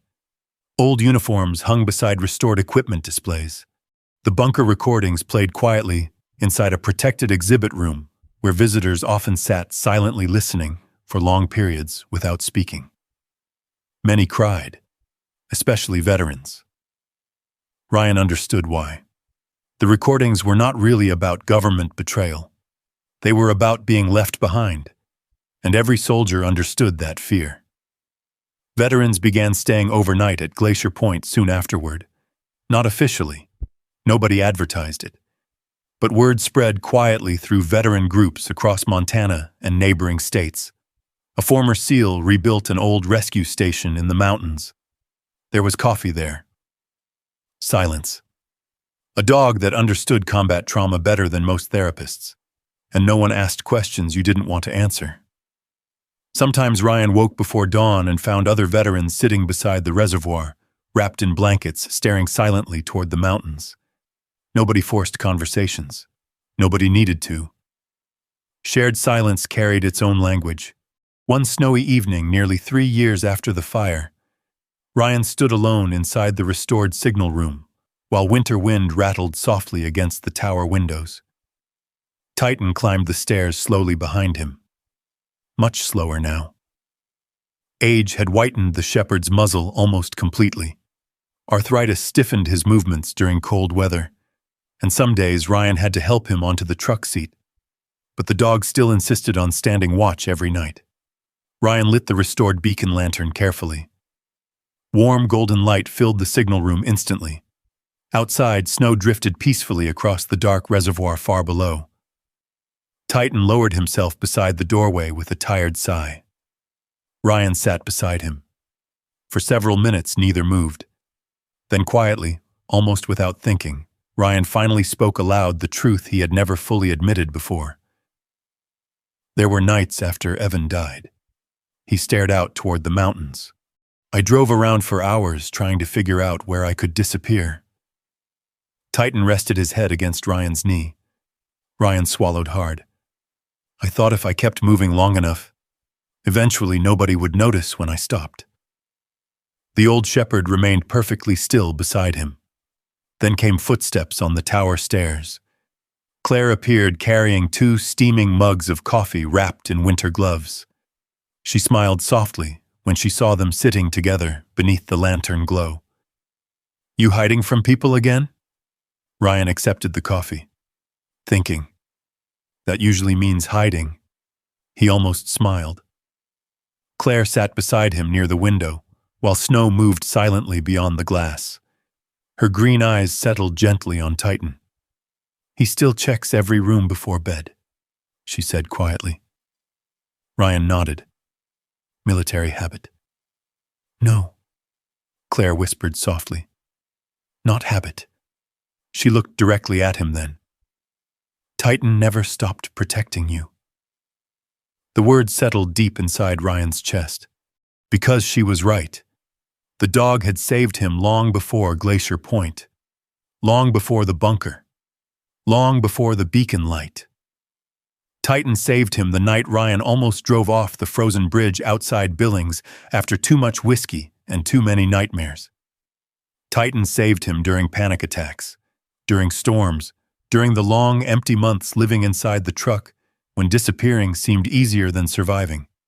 And somehow the old shepherd kept guiding him forward one watch at a time.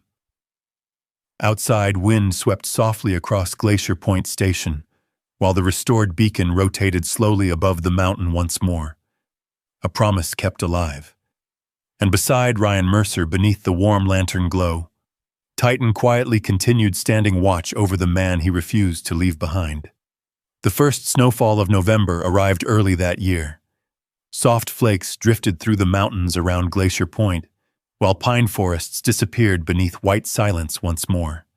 The reservoir below reflected the pale winter sky like dark steel, and smoke curled gently from the rebuilt station chimney into the freezing morning air. 3 years had passed since the fire. 3 years since the bunker opened beneath the mountain.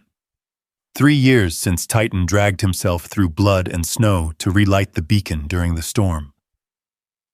Now people traveled from across the country every November for the memorial ceremony at Glacier Point.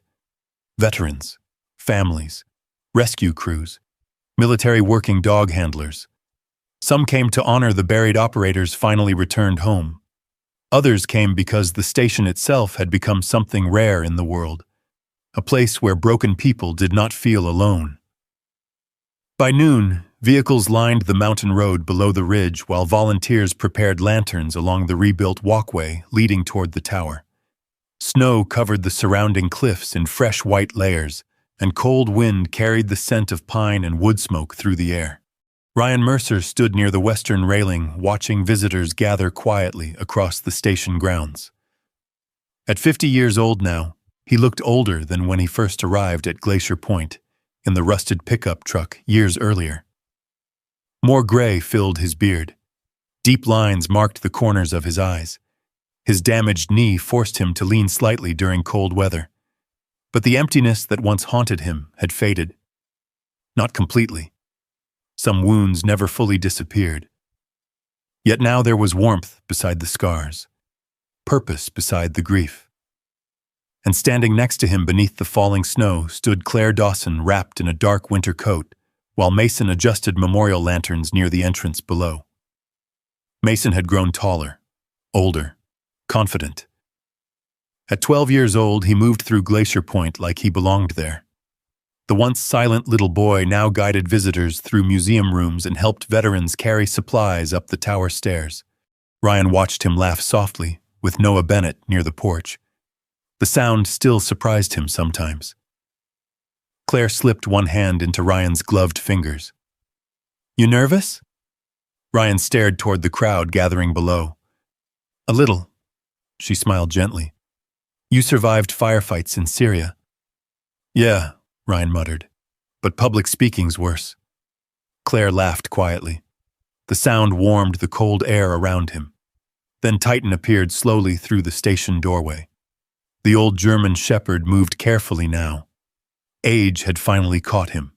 His muzzle had turned completely white over the past year, and arthritis stiffened nearly every movement during winter weather. The gunshot wound from Glacier Point never fully healed either. Some mornings Ryan had to help the old dog stand from his bed near the fireplace, but Titan still climbed the tower stairs every evening before sunset, still checked every room before bed, still slept facing the front entrance exactly the way he had outside the truck years ago, still standing watch. Visitors noticed him immediately as he crossed the porch. Children stopped talking. Veterans removed gloves to pet his scarred neck gently as he passed. Titan accepted every touch quietly, without slowing down. Ryan crouched carefully beside him. "You sure you want to do the stairs today, old man?" Titan looked toward the tower. That was answer enough. By sunset, nearly 200 people stood gathered around Glacier Point Station beneath falling snow. Lanterns glowed softly along the pathways, while mountain wind moved through the pine trees surrounding the ridge. The rebuilt beacon tower rose above them, all overlooking the frozen reservoir below. Noah Bennett stepped forward first, beside the memorial wall, where names of the buried operators had been carved into black stone. His voice carried softly through the cold evening air. 63 years ago, men stood watch on this mountain during one of the worst winters Montana had ever seen. Snow drifted around the crowd silently. They were rescue operators, radio men, avalanche teams. Noah swallowed hard. Some never came home. Ryan noticed families standing together near the front rows.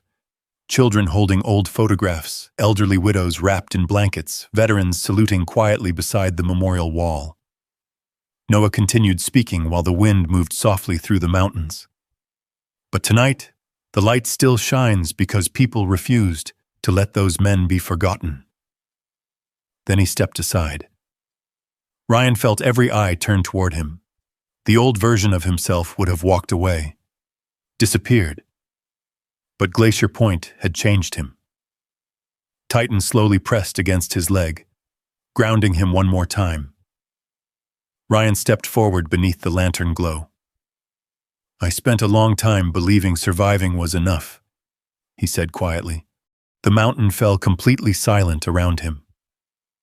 "After the military, after losing my brother," Ryan paused briefly. "I thought maybe my life had already ended, and nobody told me yet." Snow touched his coat shoulders while the crowd listened without moving.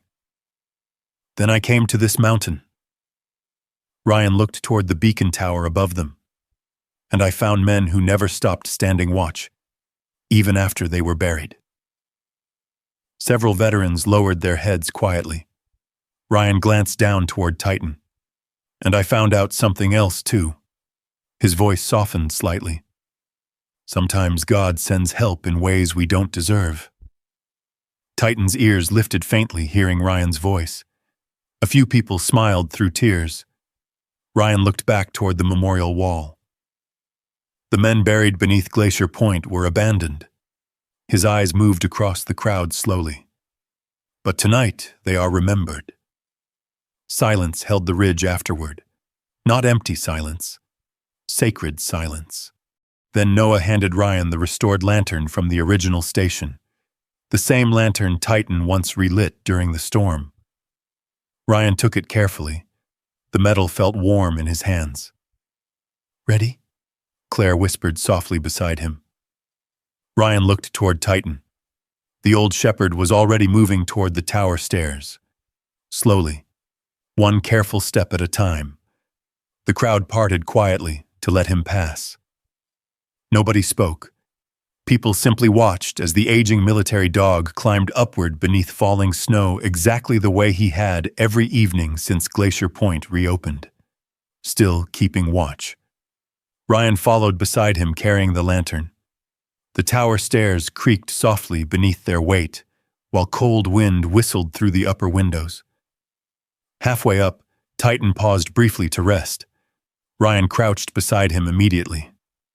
"You don't gotta prove anything anymore." Titan simply looked upward toward the signal room, still determined, still loyal.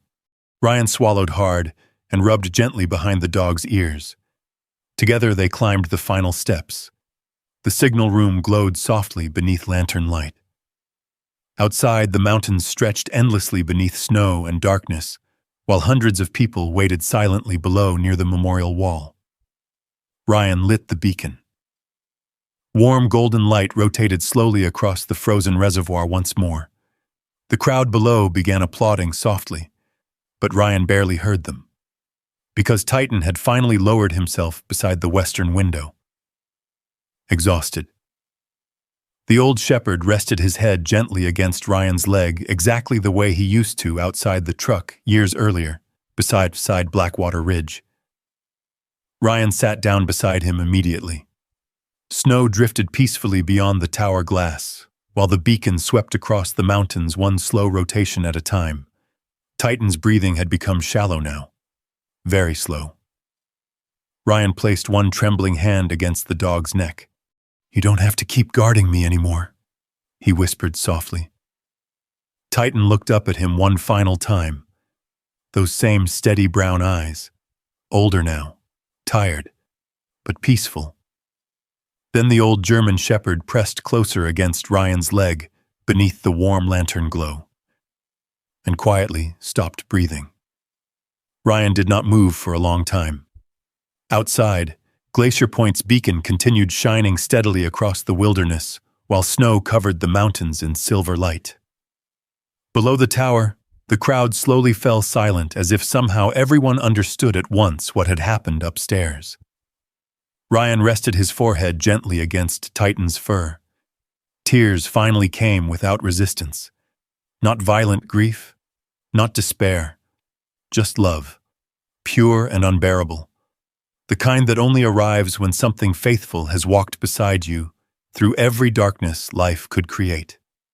Hours later, near sunrise, Ryan finally stood and opened the tower windows. Cold mountain air rushed inside immediately. Far below, dawn spread slowly across the frozen reservoir, while first light touched the pine forests surrounding Glacier Point. The beacon continued turning beside him, still standing watch. Ryan looked out across the wilderness, where storms once buried forgotten men beneath snow and silence. For the first time since war stole his brother. For the first time since PTSD hollowed out his life. For the first time since sleeping alone inside that rusted truck outside Blackwater Ridge, Ryan Mercer no longer felt abandoned. Because somewhere deep inside the quiet mountain wind, inside the lantern glow, inside the sound of snow falling softly across Glacier Point, Titan was still standing watch beside him. And somehow, after all the darkness they survived together, the light never went out. If you believe loyalty like Titan's still matters in this world, type yes in the comments and tell us where you're watching from tonight. Sometimes the people and dogs who stand beside us during the hardest storms are the real reason we keep going. And if stories about courage, justice, and second chances mean something to you, subscribe and come back for more unforgettable stories from the land of the free.